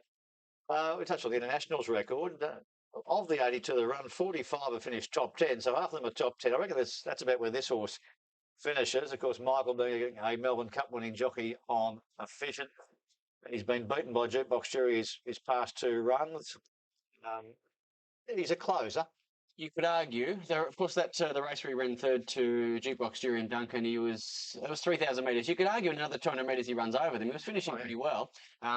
He clearly needs rain-affected ground, though. He needs this rain to come. He wants the worst side of dead for mine or worse. Shane? There's a winning chance. No. Because place hope for the simple fact that the lightweight and he's a closer, which I like in the Europeans, any of the closers, and I think he'll be the one doing his best work late. Yeah. 31. He's definitely going to get the distance, and he's a horse that settles back a little bit in his run. So drawing out at 16 is not going to be a problem. It'll give him a little bit of time to find his feet, and he'll definitely be hitting the line. He gets stronger as the race goes on. I spoke to Ed Dunlop last night at the barrier draw, and they're really happy with the way he's travelled over and settled in. And, you know, Ed knows how to travel these sorts of horses. He's been very successful in the past, and I haven't been much wrong. There's a theory around that any rain around would help a horse like him. Yeah, definitely. They really need some rain with this bloke. He seems to, with his wins or the races where he's ran really well, and there's been the cut into the track. So, which is against Jukebox Jury for that race. So, yeah, we'll give it a go. Deep inside, do you think he can win? No idea. Don't know what it requires. But my horse is well. We got a good local jockey who rode 2 winners yesterday. We're very happy with the horse. Whether he's good enough, only time will tell. He's had a good preparation late, apart from a little setback going in before the Bendigo Cup. And a little virus there. His natural run was great. Next to December, he's got a terrific chance in the race. Down to 52.5. Well, that's the thing. Carried 58 that Bendigo Cup you just saw and stormed home in 11.8 last 800. They rarely win this race off an average run. That was an outstanding run. His December draw form prior to that. His rewilding form through So You Think overseas. You're a Bengal. Quality horse. That Bendigo Cup hit out was fabulous. Drops was nearly 6 kilos. Big Y for me. He's in the top 4. That's nothing else. We have gone with TAB number 9. I reckon Lucas Cranish. A terrific lead-up run. Caulfield has had the run here. At first sight, Bendigo Cup with the Moraine on top to beat Niwot. Love horse that have been here. He's undefeated in Australia. What I saw at Mini Valley, when he lost momentum and then still picked him up in 2 strides, was outstanding. Back to the Geelong Cup, Dunedin. Just the form's moving perfect into the Melbourne Cup. Jukebox Jury comes with big reps on it. What I thought was a fantastic run on Saturday. It just stands out to mind. The precedent set through last year by American to be backed up this year by Dunedin with the same weight scale. Nothing special from me. The French will find it out. American and Dunedin. Richard, this year is the hardest race of all times. I'm going to go with the percentages and stick with American. To beat Dunedin, we've seen them. They're both very good horses. Lucas Cranick ran very well and has improved since the Caulfield Cup. And at first sight, it was a good run up at Bendigo. So Quinella, albeit in different order, I like Dunedin to beat American. Additional hands this year. Simon O'Donnell tipping American last year's winner. But the French will win with Dunedin. Who rides the horse will know more. Keep watching Sky Racing tomorrow. We'll let you know what happens with Craig Williams and Nashville. Building up now. And let's have a look at the Super Tab readout with 16.5 million in the pool. American is the tote favourite at $4.90. $5.50. Back into $5. Very popular despite the track upgrade here. Jukebox Jury open 13. It's been a 2-point drift to 14, now $15. Dunedin, $8.50 the open and no movement as yet. Are you there? Fox Hunt, $31, hasn't budged as yet. Lucas Cranish, $11 was the opener. It's soon to 12, now to $31. Is the track upgrade against him? Probably. Hawk at first sight, TAB number 17. Opened at around about that $13 mark for at first sight. He's been actually 12 to 13, back into 12. So he opened 12 and down the bottom, Niwot, who's attracted plenty of support. Today, though, $8.50 out to $9 and older than time. And then afterwards, but apparently in the last 2 or 3 minutes, some of the biggest bets laid have been on American at $5.50, and he is now into $5. The clear-cut favourite for the two. There's been good money for at first sight. The $13 top flux been taken. It's 12 into 11, now $10 at first sight in Jukebox Jury. The connections of American don't want him getting too far back either. Another of the horses who definitely would have pushed forward and been in the action is Moraine, who, of course, was scratched earlier this morning. They're off. American Dunedin both jumped well. So did Lucas Cranick and Act First Sight. Niwot got away well. So did Elo and Precedence down on the inside and lost at the moments prominent with the Verminator Drunken Soda in behind them. Tullamore shot straight over onto the fence with an outside barrier. Let's see American. He's got back beyond midfield. Managar's improving out wide. Dunedin about the middle of the bunch. Shamrock are very deep. And it's a moderate tempo and they are really bunched up. Don't often see them this tightly positioned with Elo a narrow leader. Niwot going up on his outside. And at first sight right up there on the pace with Managar deeper. Just off them Jukebox Jury. Precedence pulling over on the inside. Followed by the Verminator as they come down towards the judge. Not far away, Moyle Corniche. Followed by Lost in the moment. He'll be about 6 or 8 lengths off the lead, but they're not doing quickly. Over he's stablemate on his inside. And so to the fence. Can't get in. Lucas Cranick, Tullamore, Hawkeye nearly fairly good skittle there. They're followed by Dunedin. Fox Hunt's on his outside. Further back as they leave the straight, American on the back of Fox Hunt and Red Cadeau. Hawk Island trying to recover. Scepter Party well back, followed by Unusual Suspect. And then came at the end of the field here is Older Than Time. And back there with him is Glass Harmonium. So he is back last. So they head out towards the 1,700 metres. And Elo goes away with a long, long lead early in the Melbourne Cup. And he goes 6 or 7 lengths on Managar. About 3 lengths away at first sight. Then Jukebox Jury and Naiwan on the inside. Precedence pulling his way around them. Then Moyon Canadian, the Verminator. Drunken Sailor a length and a half away. Next over on the inside. And he's being followed lost in the moment. Moden right behind him. Then Lucas Cranach. Tullamore in the brown colours, the rail from Shamrocker. Then Dunedin, Wellbeggars, Hawk Island, and Fox Hunt. Red Cadeau, American, Scepter Party, Unusual Suspect. And Older Than Time, second last. And Glass Harmonium is at the tail of the field. About 1,300 metres left to go. It's Elo the leader. Cummings fair out in front for the time being. At the 1,200 metres, Elo by 3 lengths precedence. 3 lengths Managar. Jukebox Jury at first sight running down in 5th placing.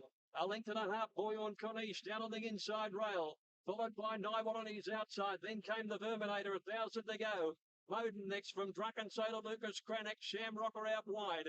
Tullamore next and then Dunedin about 10 off the leader. Followed Hawk Island at Fox Hunt, Red Cadeau. And then came Glass Harmonium, Scepter Party, American with a lot to do today. Then Unusual Suspect and Older Than Time. On the swing, and it's the 2 Cummings runners still. Elo the inside end precedence. The challenges are coming. Naiwan around the outside, puts in his run. Moden's off the track, Managar comes on. Then came at first side looking for the way clear. Dunedin trying to find a way through. Lucas Cranach on the scene with a big run.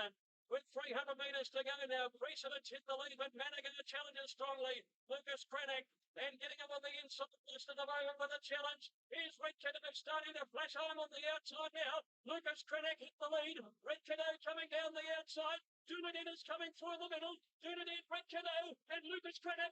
Dunedin is coming hard. Dunedin, Red Cadeau. Dunedin and Red Cadeau. They hit the line of photo finish between Dunedin and Red Cadeau. Nothing in it. Third placing Lucas Cranach, I'd say, from American. Not much between those two. Just off those horses, Managar. Fox Hunt, who came back. Naiwan battled away next, followed by Precedence at first sight. Fox Hunt, Tullamore. Further back in the field, then lost in the moment. The Glass Harmonium, Jukebox Jury never sighted. And Elo, second last. Moden is last. What a finish.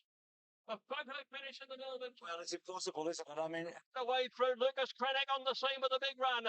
With 300 metres to go now, Precedence hit the lead, but Managar challenges strongly. Lucas Cranach and getting up on the inside, lost in the moment with a challenge. Here's Red Cadeau starting to flash home on the outside now. Lucas Cranach hit the lead. Red Cadeau coming down the outside. Dunedin is coming through in the middle. Dunedin, Red Cadeau and Lucas Cranach. Dunedin is coming hard. Dunedin, Red Cadeau.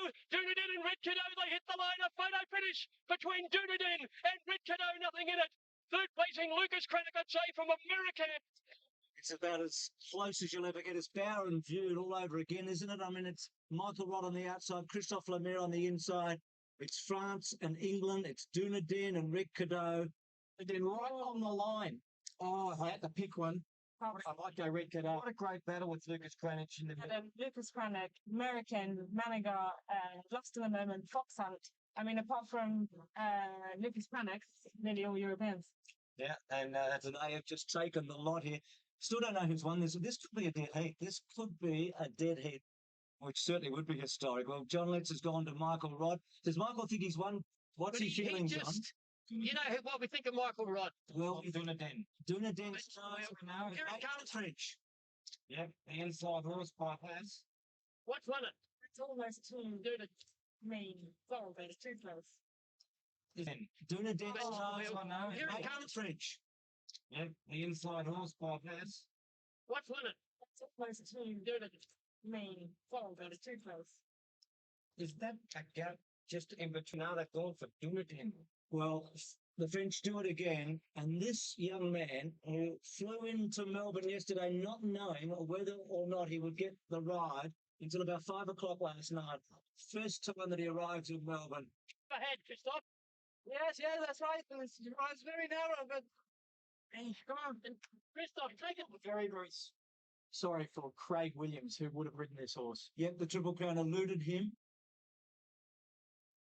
Top 6, past the line, David, all internationals. Well, the first Aussie was Naiwan in 8th, Terry number 23. But let's focus on the winner here, Dunedin, through the Geelong Cup. What an absolute dream run he had in transit, Sam. He got the run through to the outside. Yes, of course. But, it's part of our job, and I'm very sorry for him. He's a good friend of mine. And I think today I must be must be under the ground, but this is life, and I have to say thank you to the team, to Michael Delzong, and None closer than what we just saw then. The numbers 3, 12, 9 and 1 after the running of the 2011 Melbourne Cup. There are your... Starting to flash home on the outside now. Lucas Krennick hit the lead. Red Cadeau coming down the outside. Dunedin is coming through in the middle. Dunedin, Red Cadeau, and Lucas Krennick. Dunedin is coming hard. Dunedin, Red Cadeau. Dunedin and Red Cadeau. They hit the line. A photo finish between Dunedin and Red Cadeau. Nothing in it. Third placing Lucas Krennick, I'd say, from American. Not much between those two. Just off those horses, Managar. Foxadu came. Well, it was a millimetre and great scenes there on Tuesday. Dunedin, Mikel Delzengle winning for Christophe Lemaire. We know the whole story. I think one thing that needs to be addressed is this VCAT issue. Ben Mellon was able to win. We'll talk about the Melbourne Cup, but let's talk about the Melbourne Cup. I'll get back on that shortly. But great ride, world-class rider, top-class stayer. A terrific contest again. And I think the Red Cadeau running second is going to get a new batch of the British coming in. Great man. Cometh the hour, cometh the man, and you've got to give it to Christophe Lemaire. All the attention was on him and to come out and put in a gem of a ride. Once you saw the helicopter ride, I didn't realise how far Red Cadeau was actually in front of He was told not to go to the clock, Terry. Got it absolutely spot on right. About the Melbourne Cup, everybody in Europe know about the race, but if you are not in it, if you don't live it here, you can't realize. Yeah, if we compare to the Arc de Triomphe, he beat the Arc de Triomphe plus 100. Junedin, he defies his price tag and his pedigree. Junedin was picked up out of the Arcana mixed sale in France in 2006 for €1,500. Sold to a Dutch breeder, was then plucked out of that stable as a 3-year-old after winning in France. Who would have thought he'd go on to one of the biggest stages in the world to win the greatest staying race, the Emirates Melbourne Cup? Ronnie, I know you were a fan of him. Oh, for sure, especially after Geelong. You know, he's just had a beautiful attitude. He relaxed, and look at him fight here towards the finish. He was terrific. C'est une lutte à mort. What's that? A fight to the finish in French. Okay. Something I might say to a Can I just point out this photo here? Look at the horse on the outside red. The horse on the outside Red Cadeau. He's got a white nose. You could make a case that that little white nose wasn't shown up in that photo finish. They got that right. A lot of people said, why didn't they just declare it a dead heat anyway? I said, well, there's just a bit too much betting going on for that to happen. But look, this is a wonderful racehorse, and I'm so impressed with the connections. They were wonderful to the press. They were gracious. They were helpful.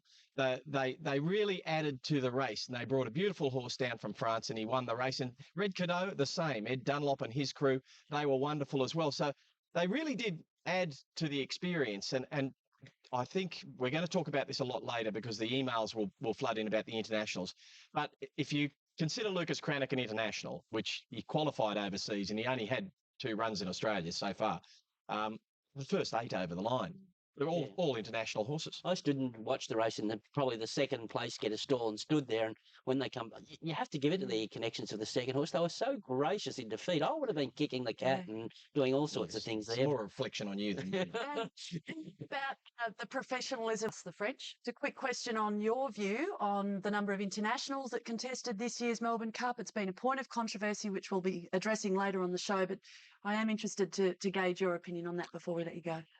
We had the Verminator who won the Metropolitan, struggling to get a run in the field. That was frustrating. However, I realised the Verminator wasn't good enough to be running in the top 8. But we still, as Australians, need to be running in our race. So what we should be doing is making it a little bit harder for the overseas horses to qualify.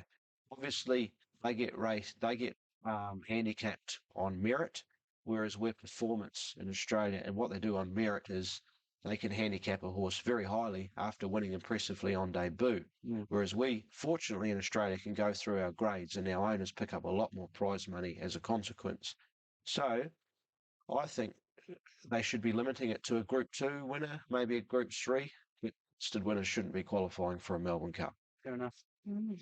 A big steer if that's possible with American and Dunedin over the last 2 years.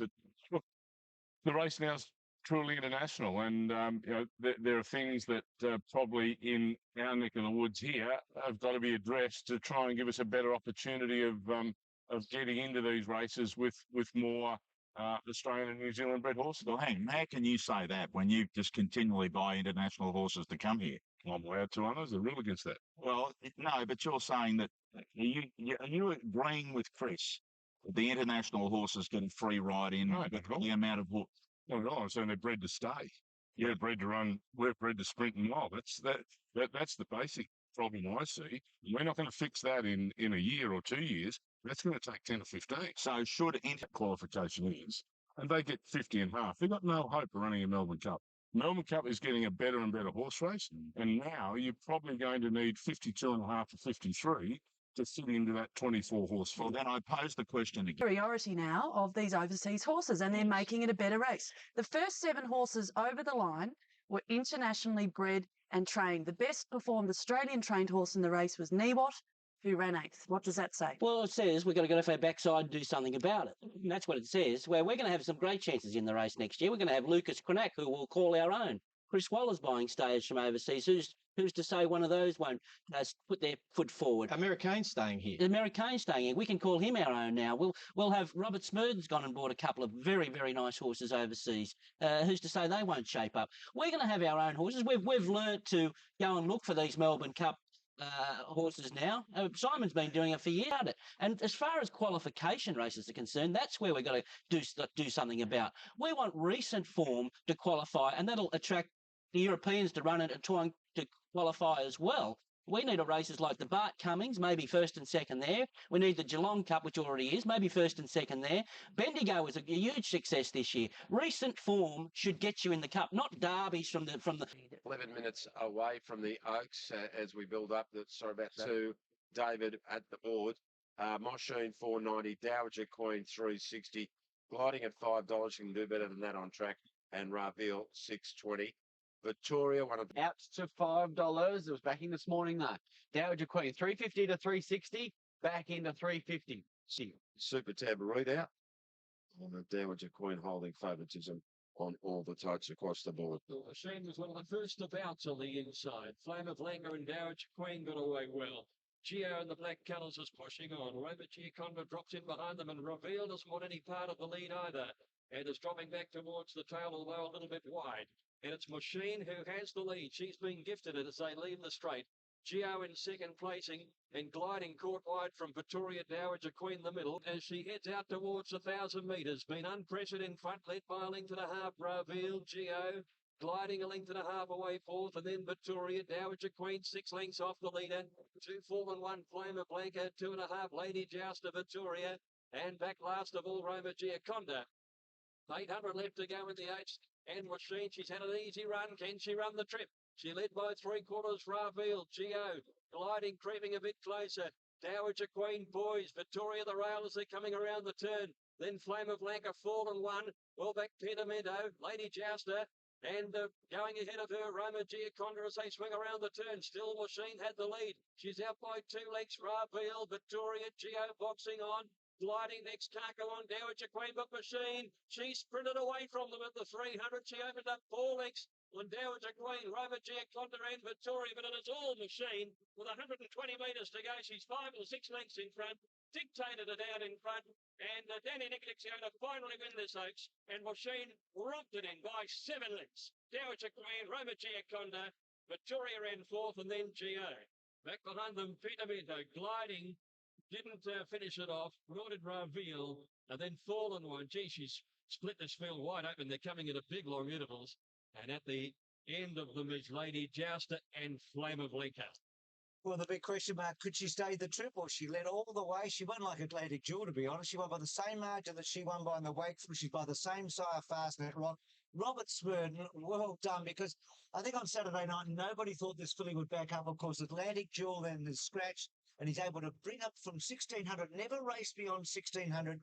Danny Nikolic has been in the news for a lot of the wrong reasons, to be honest, over the last couple of years. Well, he's had a good day today. He's a very good rider on a front runner, Danny. He knows just how fast to go to keep them working behind him, but slow enough to give himself this sort of energy at the end. And she just burst away when she was asked. Very, very impressive. Look at the distance she's put between her and the second horse. She won by 7, Atlantic Jewel. Machine's topped that today. She's won the VRC Crown Oaks by 8 lengths. Well, we've sung her praises for a while. Let's give a word now to Danny Nikolic, Sammy. The numbers are 1, 2, 5 and 7. Machine, a comprehensive winner of the 2011 VRC Crown Oaks.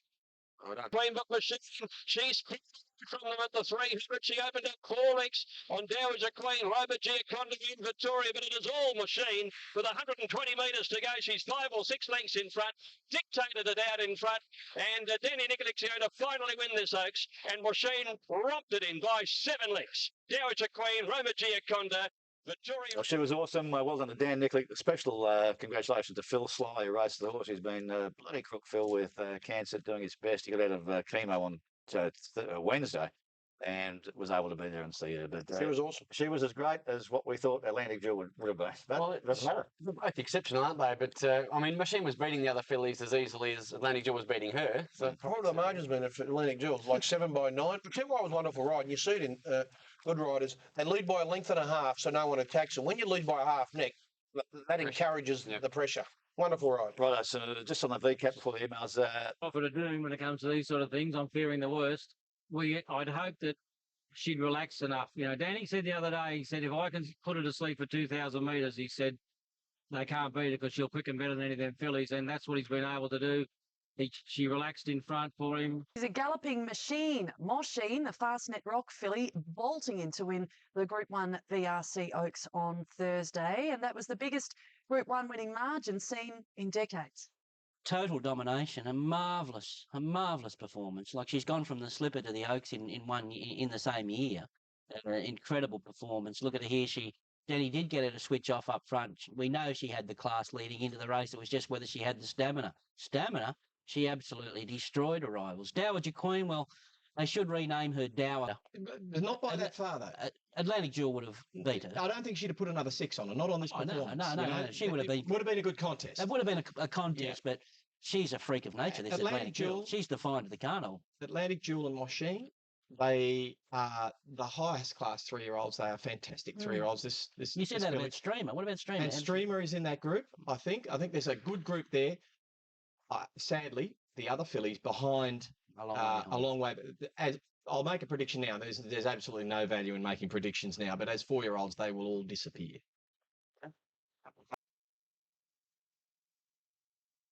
See the greatest, and if you've come to see the greatest, here she is. He is without doubt one of the greatest racehorses ever to grace our great turf here in this country and around the world. She's something special. She's only about 30 minutes away from hopefully making it 16 straight, barring all incidences. You would say that is a foregone conclusion. And we'll have a look at the totes just because that's what we do. I can tell you she's unbackable.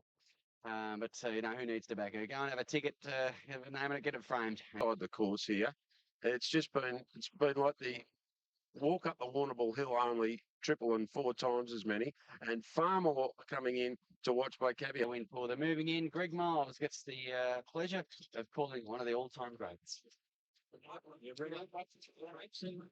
Like Caviar gets a pretty good getaway. Also, we're beginning okay, buffering in the blue silks, and she's going to let him go in the early part, Caviar, and she sits up the middle of the track in second placing, being followed closely by Response, Katana, and getting well back then is Scenic Blast over near the inside at Penapeak, and Midsummer Music towards the end. 800 left to go, and it's buffering the leader, Black Caviar, sitting well away from the rails. Looked to be idling along in second placing, tracked up then by Katana, Response in the red cap over on the outside, and then Scenic Blast, Midsummer Music, and Penapeak is at the end of the field. So it's buffering only narrowly. Black Caviar at the 400 metres actually might have taken over the running here. Black Caviar in front now from buffering Katana, Scenic Blast, Response, Midsummer Music. They pass the 300 metres, and Luke Nolan hasn't released the brakes on the great mare. Out she goes. She's 3 lengths in front now. The Wonder Mare. Black Caviar now by 3, opening right up on buffering and Katana. But the mighty champion is going to make it 16 straight. We've never seen the like of it before. Black Caviar won it by 3 buffering, stayed on for second. It's Summer Music Katana, Scenic Blast Response, and Penna Peak. Summer Music towards the end. 800 left to go, and it's buffering the leader. Black Caviar sitting well away from the rails. Look to be idling along in second placing. Tracked up then by Katana, Response in the red cap over on the outside, and then Scenic Blast, Midsummer Music, and Penna Peak is at the end of the field. So it's buffering only narrowly. Black Caviar at the 400 metres actually might have taken over the running here. Black Caviar in front now from buffering Katana, Scenic Blast, Response, Midsummer Music. They pass the 300 metres, and Luke Nolan hasn't released the brakes on the great mare. Out she goes. She's 3 lengths in front now. The Wonder Mare. Black Caviar now by 3, opening right up on buffering and Katana. But the mighty champion is going to make it 16 straight. We've never seen the like of it before. Black Caviar won it by 3 buffering, stayed on for second. Midsummer Music Katana. How she does it. She does it differently. She's different to anyone we've ever seen before. It's an effortless motion. Her ears seemingly always pricked, alert, knowing that she's grinding them into the dust behind her and enjoying it all the way through.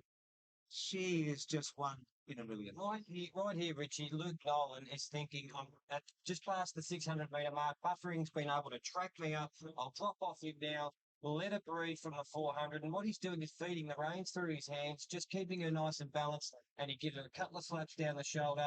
That's what you call sweet 16 and never been whipped. He doesn't ask her to go forward.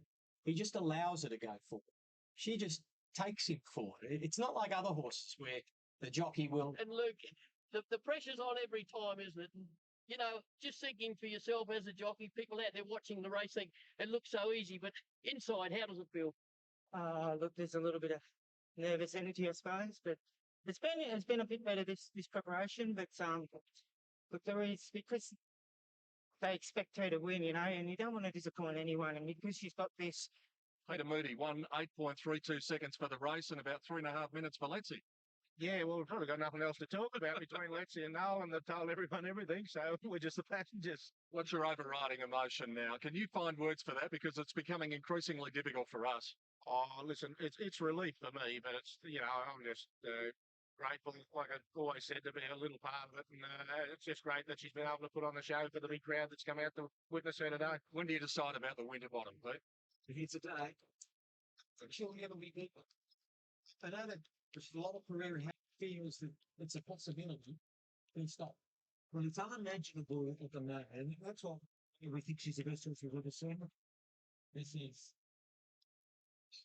She just won a Group 1 race in a truck gallop. You know, you can imagine she's just going to go home tonight and eat up, you know, have a roll and, yeah. Struggle to find new things to say about Black Caviar, when all that can be said appears to have been said.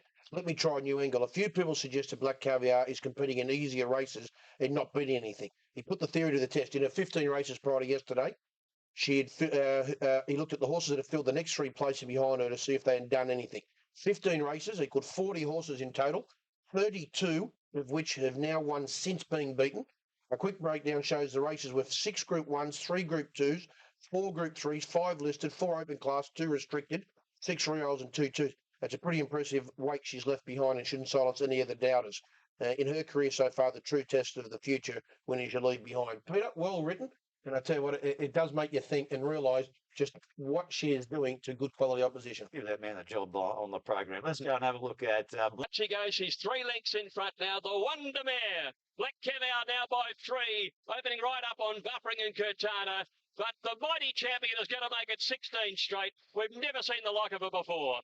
Black Caviar won it by 3 buffering, stayed on for second. Midsummer Music Katana, Scenic Blast Response, and Penna Peak.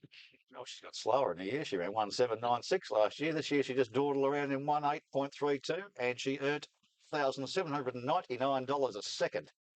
I don't know what else to say. I mean, you keep talking about it. You come up with new stats. When I had to see a lower her back and chase hay lifts. That was the most awesome sight I've seen in racing. Yeah, and look, and when she is tested, she really lengthens stride a bit, but lowers when she goes, and it's awesome to see. Is that as close as you've seen, or we've seen, to the bottom of her? I think so, yeah. Yeah, look, she nearly broke a track record in the Newmarket with 58 on the back and throttled down, and she's a remarkable horse, and I'm very humbled to be a part of it. We all don't want to see her getting beaten, but we all want to see her challenge. We all want to see what happens at 1400. We want to see what happens overseas, take on the world. It's a quandary. Yeah, look, I think 7 furlongs doesn't hold any fears at all. Black Caviar making it sweet 16 in a row, eclipsing the record of Turf Legends Carbine and Burnborough. What more can be said? That was simply a stroll in the park and the easiest $600,000 she'll ever earn. Well, I'll tell you this, and this will be taken out of context and taken the wrong way. This is a superstar mare, but this is not horse racing. They might as well save the place prize money and just put on the $600,000 exhibition gallop, because that's all this is. It's not their fault, because that's all this is. It's not their fault. They've got the greatest sprinting mare in the world. There's no doubt. I don't think she'll ever be beaten. She is unbelievable, all of that. But it's not racing now. She's just too good for them. Look, it's worth every bit of the million, the 600. Look at them people waving the flags. That's worth more than 600,000 for our industry. Sensational. That's all you can say. She was terrific. I think the big thing now is making the plan for next year, or does she go to Perth? And I can't wait for it in the Aura and the Futurity at 1400 next season. But would you be happy just to see her? She goes like Caviar. This is a tough game, and you don't often get. Well, we'll never see another horse like her in our lifetime that can showcase our racing all around the world. I wish her connections and Peter Moody well, and I hope she stays sound.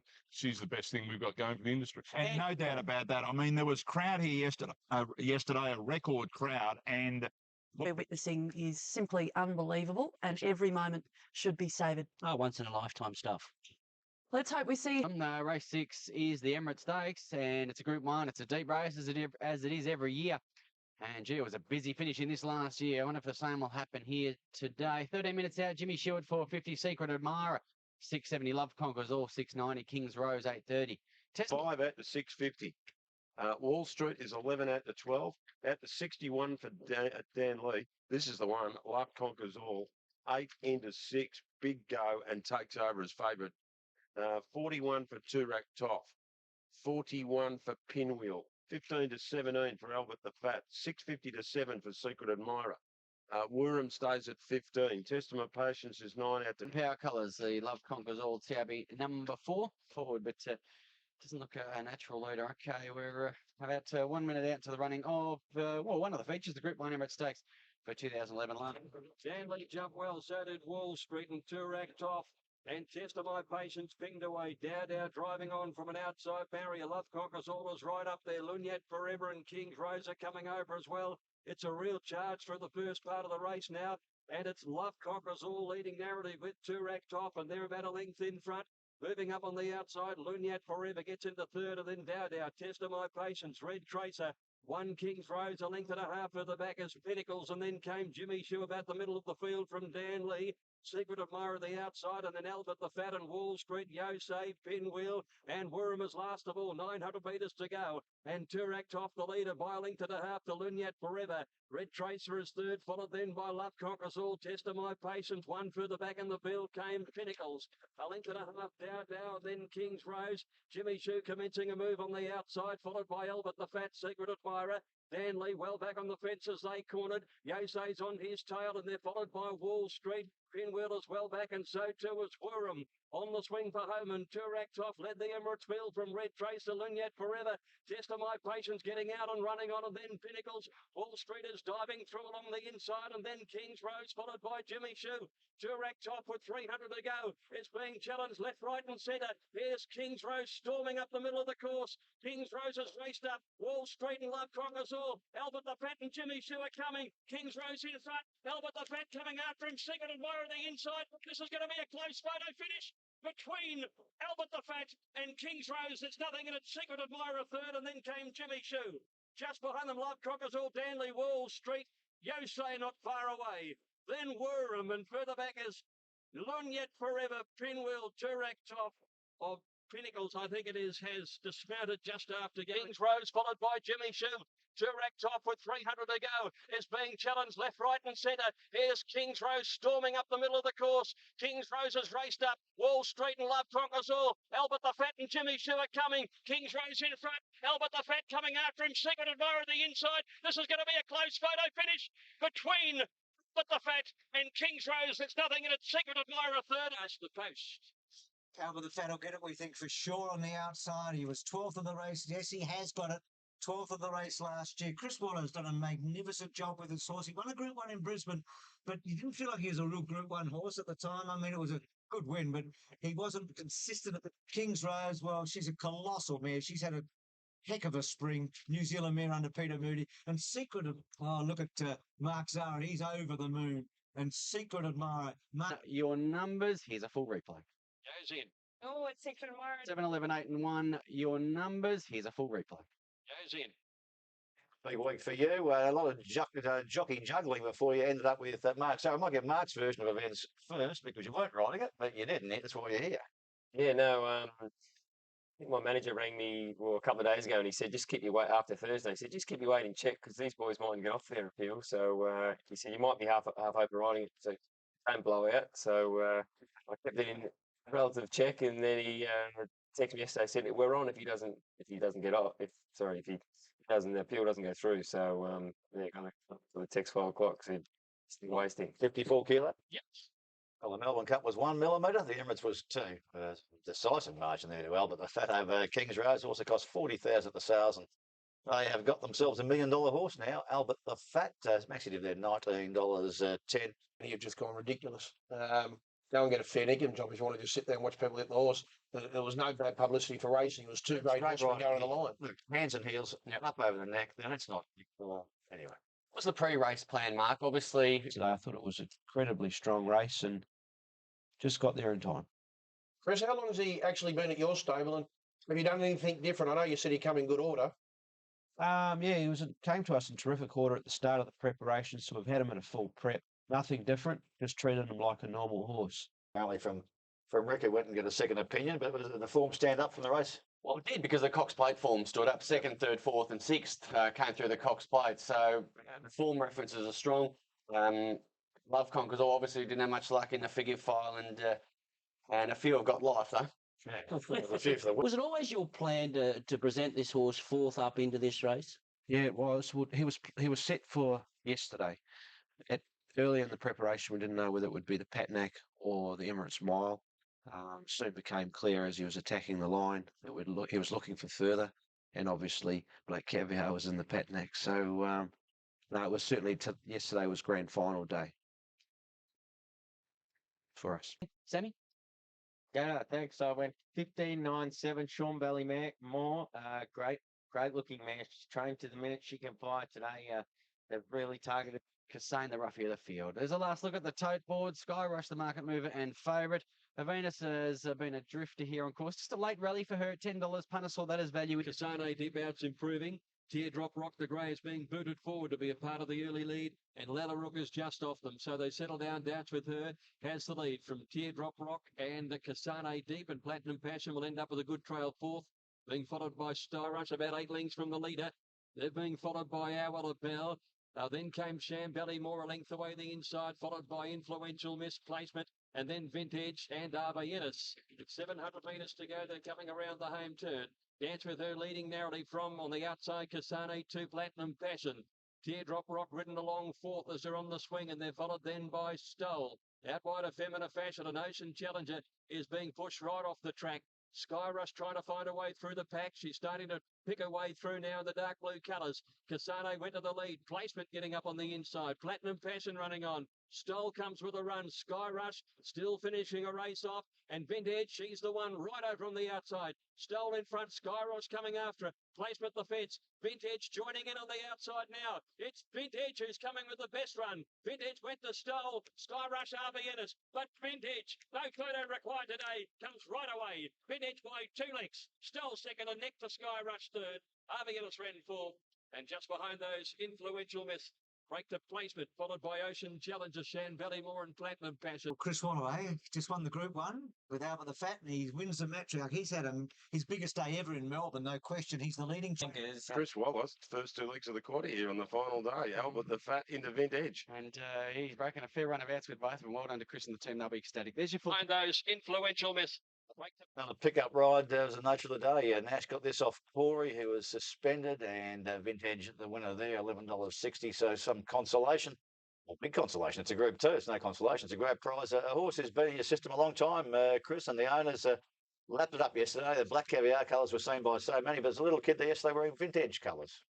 Yeah, sure was a great day. And that was, I think that was the main reason she was there. The guys wanted to be there when Black Caviar raced, and that's what Black Caviar does.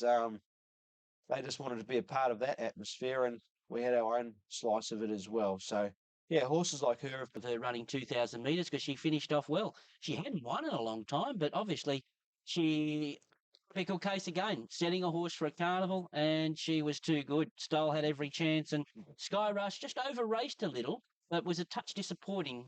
She was entitled to be too good for that field, but she wasn't. Yeah, they'll go here than on there. The curtain's coming down here as well. The end of the penultimate race, 37 races on over the 4 days. It is the Group 3 Queen Elizabeth Stakes. Let's have a look at the totes. Bauer. Well, they bet $3 and change when markets first went up. Punters went all over it into $1.90. Macedonian heavily backed over the last 24 hours is Tabby number 1. Bauer, of course.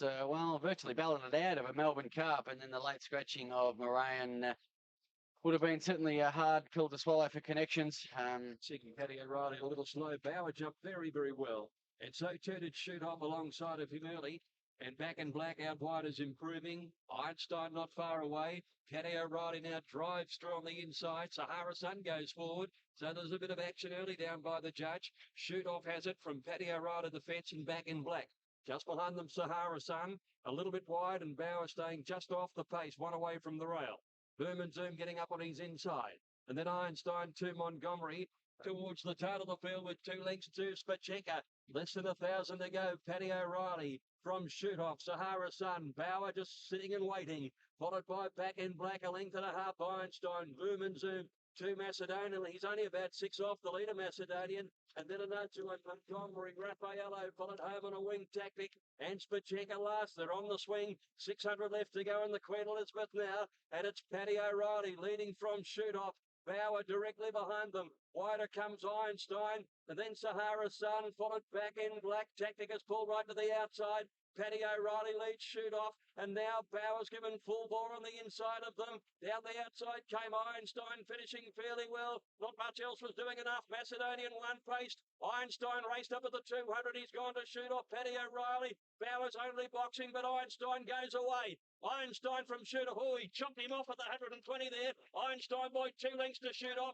Einstein a bit erratic, but came away and won by 2 lengths to Shoot Off. 2 lengths to Paddy O'Reilly. Bauer in a photo for 4th with an Adjuan from Sahara Sun Montgomery, and just behind those horses then Back in Black, Macedonian ground out of the field. Well, the fairy tale didn't finish for Bauer, but Simon did say this was the best from the yard, Einstein. At pretty big odds. He's been a bit of a cup specialist. He's won at least 3 cups before today, and favourite punters are doing a tough. I'd sing I wanted him in the cup. He was number 26 in the Melbourne Cup. Didn't get the run. And not too often Gerald misses a Melbourne's Flemington Carnival without a winner. There he is. Brett Abdel had a good week too. Look at their stats shortly. I can't believe Bauer went round short. Wish he had gone around the cup. Would have saved the punters taking the shorts in this. He's been retired now. Yeah. But Einstein, they fucked off good form. He's been going really well, hasn't He's he? been flying, Einstein. And look, he sometimes in a race he just hits his flat spot. He needs things to go his way, but he's a very good stayer on his day. I backed him a few times up in the stay race in Sydney and in the Metrop when he's run. He got stood on his ear in the Metrop. Bauer was put in the wrong spot. Michael Rod's been riding great, but that was... It was a nice payday for Einstein. He was paid up for the Melbourne Cup, didn't get a run, and any horses paid up for the Cup that go into the Queen Elizabeth and win get $100,000 bonus. So Einstein there, they can not be disappointed about missing the Cup. Simon, how are you feeling about Bauer yesterday? He looked almost a certainty going into the race. No certainties in this game, Joe, as you will know. But look, I thought he ran really well. The first two horses for home, Shoot Off and Paddy O'Reilly, they really got away with cheap sectionals mid-race. I didn't think Einstein was that good, but the way he hit the line after a soft pace, I thought was a really good effort from him. Bauer put his head out and hung in there and hung in for fourth, but wasn't to be his day. I learned a bit about Einstein yesterday. He's Gerald, another horse set for the race and when everything went according to script there. He was The Melbourne Cup, no, he wasn't. No, he wasn't. He was just paid up for it. I really didn't want to get a run in the Melbourne Cup. That's the race I wanted to win. You just wanted to get the extra 100. Yeah, maybe. Singo needs the money. Look. We're up to race 4 on the program, and Baraki, the unbeaten 4-year-old by Key Business, is the dominant favourite. No surprises at $1.20. Has only had the 5 starts and has triumphed in all 5. Mabel Grace at $8. Overcast conditions, that wind has just eased off a little. They're away racing. Baraki began okay. Dante's Diamond flew the gates, but Baraki's got too much acceleration. He gets there on the inside effortlessly, but Mabel Grace will take him on. So there's a surprise. Mabel Grace fired up, goes up to sit outside of Baraki, who goes through now and leads her. And their place, Answers Are ridden along on the rails, followed by Impatient Times and Our Old Fella, but Brown slipped him a bit of rain and Baraki sailed away. In the straight, he put 4 Dante's Diamond. Mabel Grace can't go on. Answers Are behind them. He shakes him up, coming to the 150, has a prolonged look around the right shoulder, will ease him up, and Baraki's coming away, and this is 6 of the best. 6 in a line. Baraki unextended by 2 lengths. Answers Are gets up for second inside Dante's Diamond. Mabel Grace, well, they tried something a little different there, but it came unstuck, followed by Impatient Times, Our Old Fella, and the last of them home is Dance Works. Yeah, 6 from 6. Baraki, 110 and money back, scoring easily in the 4th event at Ascot. Answers Are In the east, and there's the price. I'll be waiting till she gets on the plane before I took that $1.12. Baraki. That little horse won his 6th straight yesterday and He did it broke in 1.9 authority as well. fashion. He ran 1.8 as well. Look, I hope he can give her a run for her money. This is him. He's impressive. I don't know if Andrew knows any more, but I thought I read a report that they were hesitating taking her on, where everyone in Perth is saying, well, he can beat her, you know. So, Andrew, any news on Baraki? Yeah, I spoke with Jim Taylor last night after this win. 6 from 6, first preparation. That was the key words from Jim, that the horse has done it all in the first prep. It's simple. If Black Caviar goes to the Winterbottom Stakes, Baraki won't be lining up. And if Black Caviar doesn't go, 50-50 only to run. So that market will change probably by Wednesday as To stay with us, we can have a look at So You Think. Just ran in America the Breeders' Cup Classic on the dirt for the first time, on Lasix for the first time, with blinkers for the first time. Here's So You Think. It's behind that, and last by a long, long way is Rattlesnake Bridge. Rattlesnake Bridge is last. Into the turn they go. Game On Do, taken on by Uncle Mo. Uncle Mo goes looking for the lead to Honour and Serve, makes it 3 in a line. Game On Do battles back at the rail. Uncle Mo's right there. On the far side to Honour and Serve. So You Think crying out for room. So You Think could be dangerous. Can he get through? He's in the 4th spot. Have Raider Grace making her run on the outside. Homeward bound in the Classic. Game On Do. So You Think gets a run on the inside. Uncle Mo's right there. To Honour and Serve in a red cap on the outside. Stay Thirsty. Have Raider Grace tries to get involved late. But Game On Do is just battling them all off. Game On Do has the lead. Here's Drosselmeyer out of their clouds. Drosselmeyer from nowhere. And Drosselmeyer and Mike Smith have beaten Chantal Sutherland on Game On Dude. Ruler on Ice finishes 3rd. And Hub Raider Grace was 4th. What a finish to the Classic. It looked like. So You Think finishing 6th there. The winner, Drosselmeyer, for Mike Smith. You might have seen him on a show called Jockeys. He looked labouring there, didn't he, Mark, there on the inside there. So You Think. Big win this. Yeah, he never seemed to need to pick up and sprint through that gap there. He just seemed to whack away at the same speed, like straight. Big ask on the dirt. Went back in trip too. Yeah, like you say, when they've been on the dirt before, it seems the momentum track the dirt, but he's beaten fair and square in the end. But look, Those 2 Tiger Stripes at Dyer. Back to real racetrack action now, and the race 4 coming up from Betfair Park on Zipping Classic Day. It's a Kevin Heffernan race run for many, many years here in honour of Kevin Heffernan, great supporter of one race. So, Mark. Race with the black cap. Parables, the second set with the armbands and a white cap. There's Cash Bound, one of the 2 3-year-olds going in. And missing it was Cash Bound, so that'll throw those plans out the window early. You'd think Masthead began well, and he's on the drive for the lead from the outside barrier. He's up there with Doubtful Jack, who's pushing up. Tyndall is there, and also Sol, but now coming over Masthead, ran to the lead ahead of that trio. Justin on the rail. At the 700 metres, and the 3-year-old Masthead by 2 lengths. Sol running second, third on the inside, Doubtful Jack. A length further back is Tyndall, Spirited Eagle. Screen next over on the outside. Another length and a half, Parables. Outside then of Cash Bound as they're on the swing into the straight with Innerblitz next over on the fence, and Turn It Up has pulled out.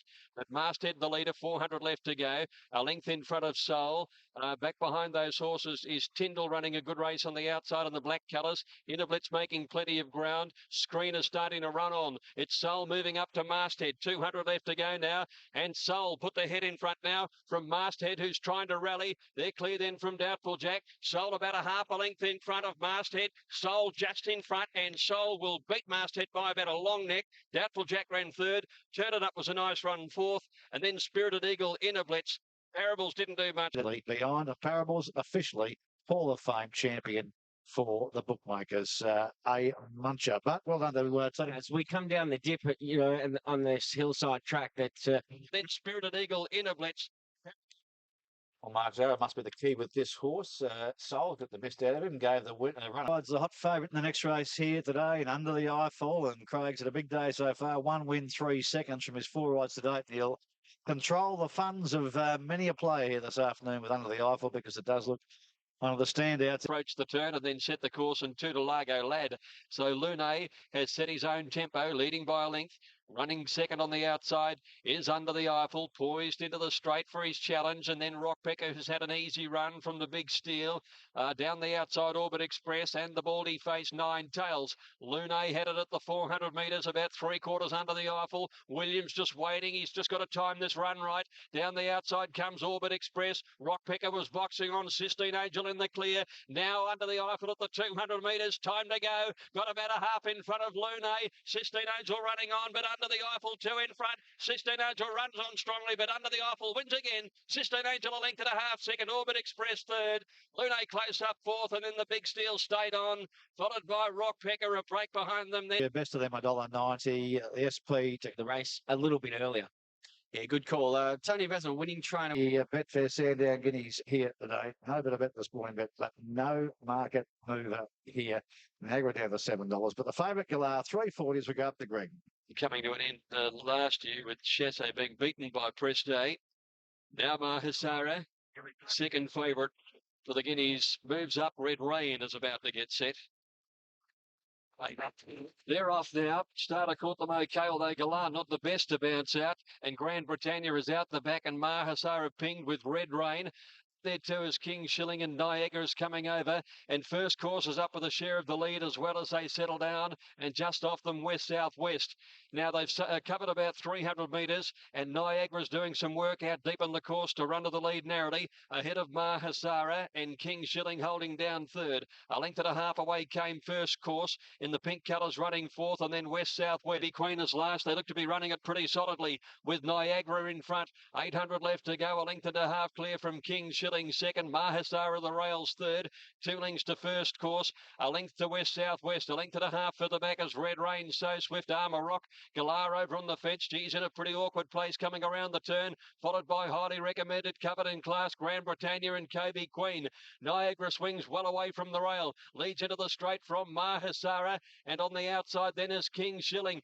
Coming right through along the inside, Galar. He's hugging the rails and finishing off well, and So Swift is putting in a run. Niagara being tackled by Mahisara, and getting up on the inside still is Galar. So Swift is pushing through in the centre as well, and these are the 3 or 4 with 200 to go. Niagara, oh, Mahisara got chopped out of it. So Swift, Niagara, So Swift, Niagara, Highly Recommended, Flying, and Galar. 4-way go, bobbing go.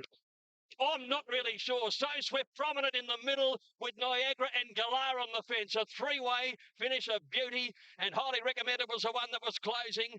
Mahisara got knocked out of it, about 100 to go, and then came First Course, followed by Covered in Queen. No photo up yet. Photos all around, and perhaps even more to come. Here's the print. Now, it looks So Swift It looks So Swift. Could be Craig Williams again, but we're going to have to look at head-ons here. There was calling from Mahasara's right, and Agra's got in. It looks So Swift on the print we're seeing. Tell me I'm right there, will you, please? There's the print. Is that So Swift there? It looks to be in the middle. Yep. So Swift, horse 13. Craig Williams, he's got the nose over the line. Congratulations to Bill and Simon Wild. They do a terrific job with their horses down at Warrnambool, and I was actually down there during What a great race and a thrilling contest. No horse has ever won this race of a Hamilton maiden, so the future looks bright for So Swift, the son of barely a moment. Been run second in this same race to Pay Keys back in 2004 for Bill and Simon Wild. And the breeders, 7,500 they bought it for as a weanling, and on sold it and stayed in, including to Ashley Kingwell and to Ashley there. $40,000 was the purchase price. Williams gives it a gun ride. The margin narrow, but you've got to give merit to the winner, merit to runner-up. But just talk about the winner, you go to So Swift, so lightly raced, and what a future. We talked about, didn't we, when the show opener, that the horse is on the way up. He's only second up, and some of these maybe come to the end of a long spring, and a terrific ride certainly helped. But the horse on You've got to admire a bloke who's so dedicated and a professional as he is, and he's a great rider. And not only that, to lose a Melbourne Cup winning ride, it's just a $6 million race, and to get your mindset right and come out and ride like that is a credit to him. Enough hours in a day for Craig. Compared to the highest level all throughout. Much loved horse for all the connections. And he's going to lead this field of 5 out onto the track for the race they name in his honour, the Zipping Classic. And brings together a field of internationals, doesn't it? And Lamassery. That's a bit tight the taper, isn't it? $1.20. $1.20 about America. 50 market, 108%, $1.30 the tote. So that's where we're shopping with them. It's good looking animal, as you'll see, American. And again, to the staff there, Stephanie and Louise, who look after this horse. He looks better today than he did on Melbourne Cup Day. Have a look at him there. Beautifully turned out. Almost, he's an Entire, of course, but what a beautiful animal he is. And he just lost 55. He is now. I know you didn't have him on top. He just grabbed your eye. He's a magic-looking horse, and because he's coming apart, and he's giving Murrian a bit of a run for the early lead, and just off the Managar settling third. Lamasseri dropped over to the rails and 3/4 away American last. So now Murrian is being allowed to stride to the lead as he towards the 1,000 metres and the turn off the back straight. And Murrian still out in front by 1 length. Managar second, Scepter Party on the rails. A length away American. They're just quickening the tempo a bit now. And back last Lamasseri, still only 4 lengths cover them, 800 left to go. It is rather developing into a sprint home. Murrian by a half to Managar. 2 lengths to Scepter Party. A half length away American. He's just idling, it looked like. And then 2 lengths to Lamasseri. Less than 600 in it now. And Murrian cranks it up and goes for home into the straight. Leads by a length to Managar. American now called on. He's being asked to go now. Scepter Party's putting in a bit of a run down on the inside. Lamasseri last. 400 left to go. Scepter Party's got up on the inside. Managar on the outside. They've claimed Murrian. Now American. Here comes American. He's winding up. He's got him surely at the 200. American raced up to Managar. Murrian coming back on the inside. American about a neck in front. Mossay's looking after him. He won it easily. American 3/4 to Managar, I'd say, a nose to Murrian for second. Behind them, Lamasseri, Scepter Party last. Class. Mosso was just kidding on him, wasn't he? Knew he was on the right horse, the superior star. It became a dash home, which played his way for the for the best star in the race. And knowing there might be a bit more to come for him, there's Mosso. Look at that. He loves this horse. Punters love him today. $1.55. No, he did it well at the end. You told Jerry before the race this is the best he's been in Australia today. Yeah, I think he was really good. I mean, the decision to come, but you might be staying here in Australia yourself. Yeah, I will stay. Good girl. Thanks. Well done today. Thanks. In Hong Kong as well. But, decisions to be made on where he goes and what the plan is. And what are they doing? Very close to your heart, isn't he? Well, I would say this horse is a bit special for me. He make me famous in all Australia, and I believe that's a serious point. He already proved that he have a serious quality. The only problem the other day in the Melbourne Cup, and everybody feels sad about him, then it was the weight was a bit heavy for him. Over the 2 miles, it was paid that to the hand and the ground was a bit firm. Well, just pretty to watch. Superior staying quality there from a quality horse. His future will be in Australia. Trainer to come there. Maxi did at $1.55 dash home. Legal race, but whatever way they ran it, it was always going to be the same result. Oh, yeah, 10 seconds outside the course record. You can see how slow they went to dead 5 track, but you summed it up straight after the race, Bruce. Class. The right horse won. It takes a minute to wind up, though, doesn't it, Richard? And interesting, we're having a chat sort of off air about him and maybe the Cox Plate. You wonder if maybe they went to a Cox Plate instead of a Mini Valley Cup. He might have been competitive. But Competitive. I don't think there's a horse in Australia could beat him over 2,000 at weight for age, particularly in a pressure race like the Cox Plate. But have a look at him. I'm not a perv, but he's a star. He looks like a star. He knows he's a star. Goes, and good luck to David Hayes with the horse, and I think that's a very Kong. I'd say doubtful. Get ready for. You're going to make this horse a stallion too. Australian Cup, BMW. He's got great acceleration. He's he's a 2 mile winner, but he's won at 1,400 metres. This is a 2-year-old. If he gets ready for races like the BMW next year, somebody have to come out of the woodwork. There's nothing we've got here in Australia that can beat him over 1.5 miles at weight for age. Nothing. No. But I had to be so impressed with American. He's just a phenomenal racehorse, and he's going to go to, well, wherever he goes, he's going to be very competitive. He's Stallion he is. He's just a beautiful horse to watch, and he's captured everyone's attention here in Australia. And well, look, who's to say that he shouldn't have won that Melbourne Cup? I think he should have won it if things would have went. Run of the race stuff would have went his way, and he would have won that as well. So he should nearly be unbeaten here in Australia. I think people compare him, and I think rightfully, to Makybe Diva. I think he's as good a 2-miler as she was in this country, and you know that's saying something because everyone's got a very soft spot for her, and rightly so. Under 3,200 metres, I think it'd be a hell of a race. I'm not sure. She might have been slightly better at distances shorter than that, but I think it's a fair comparison at the moment. He's just such a wonderful horse, beautifully turned out, just a beautiful thoroughbred, and people support him at stud. I think they should, because we talk about breeding stay out, just a beautiful thoroughbred, and people support him at stud. I think they should, because we talk about breeding stayers, but there's an opportunity to perhaps do it. Playing a Yes, they probably turning for home. It looked like he came off the bridle a bit and took a few strides to find himself. You were telling us off air, he's not that switch on turn of foot, but once he gets going, were you ever worried? Yeah, because the pace was a bit slow for him, and he cannot sprint like the other horses.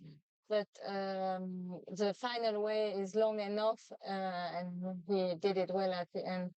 Was it the key there, just watching the end of this race, that Gerald was able to, even just near the line, he wasn't really going for everything with the horse. The horse seemed to do it comfortably to win yesterday. How's he come through? Yeah, he didn't breathe that much after the race, and but this morning he was a bit tired. He run 3 races in 1 month. He not used to do it at home, and he gave everything he can.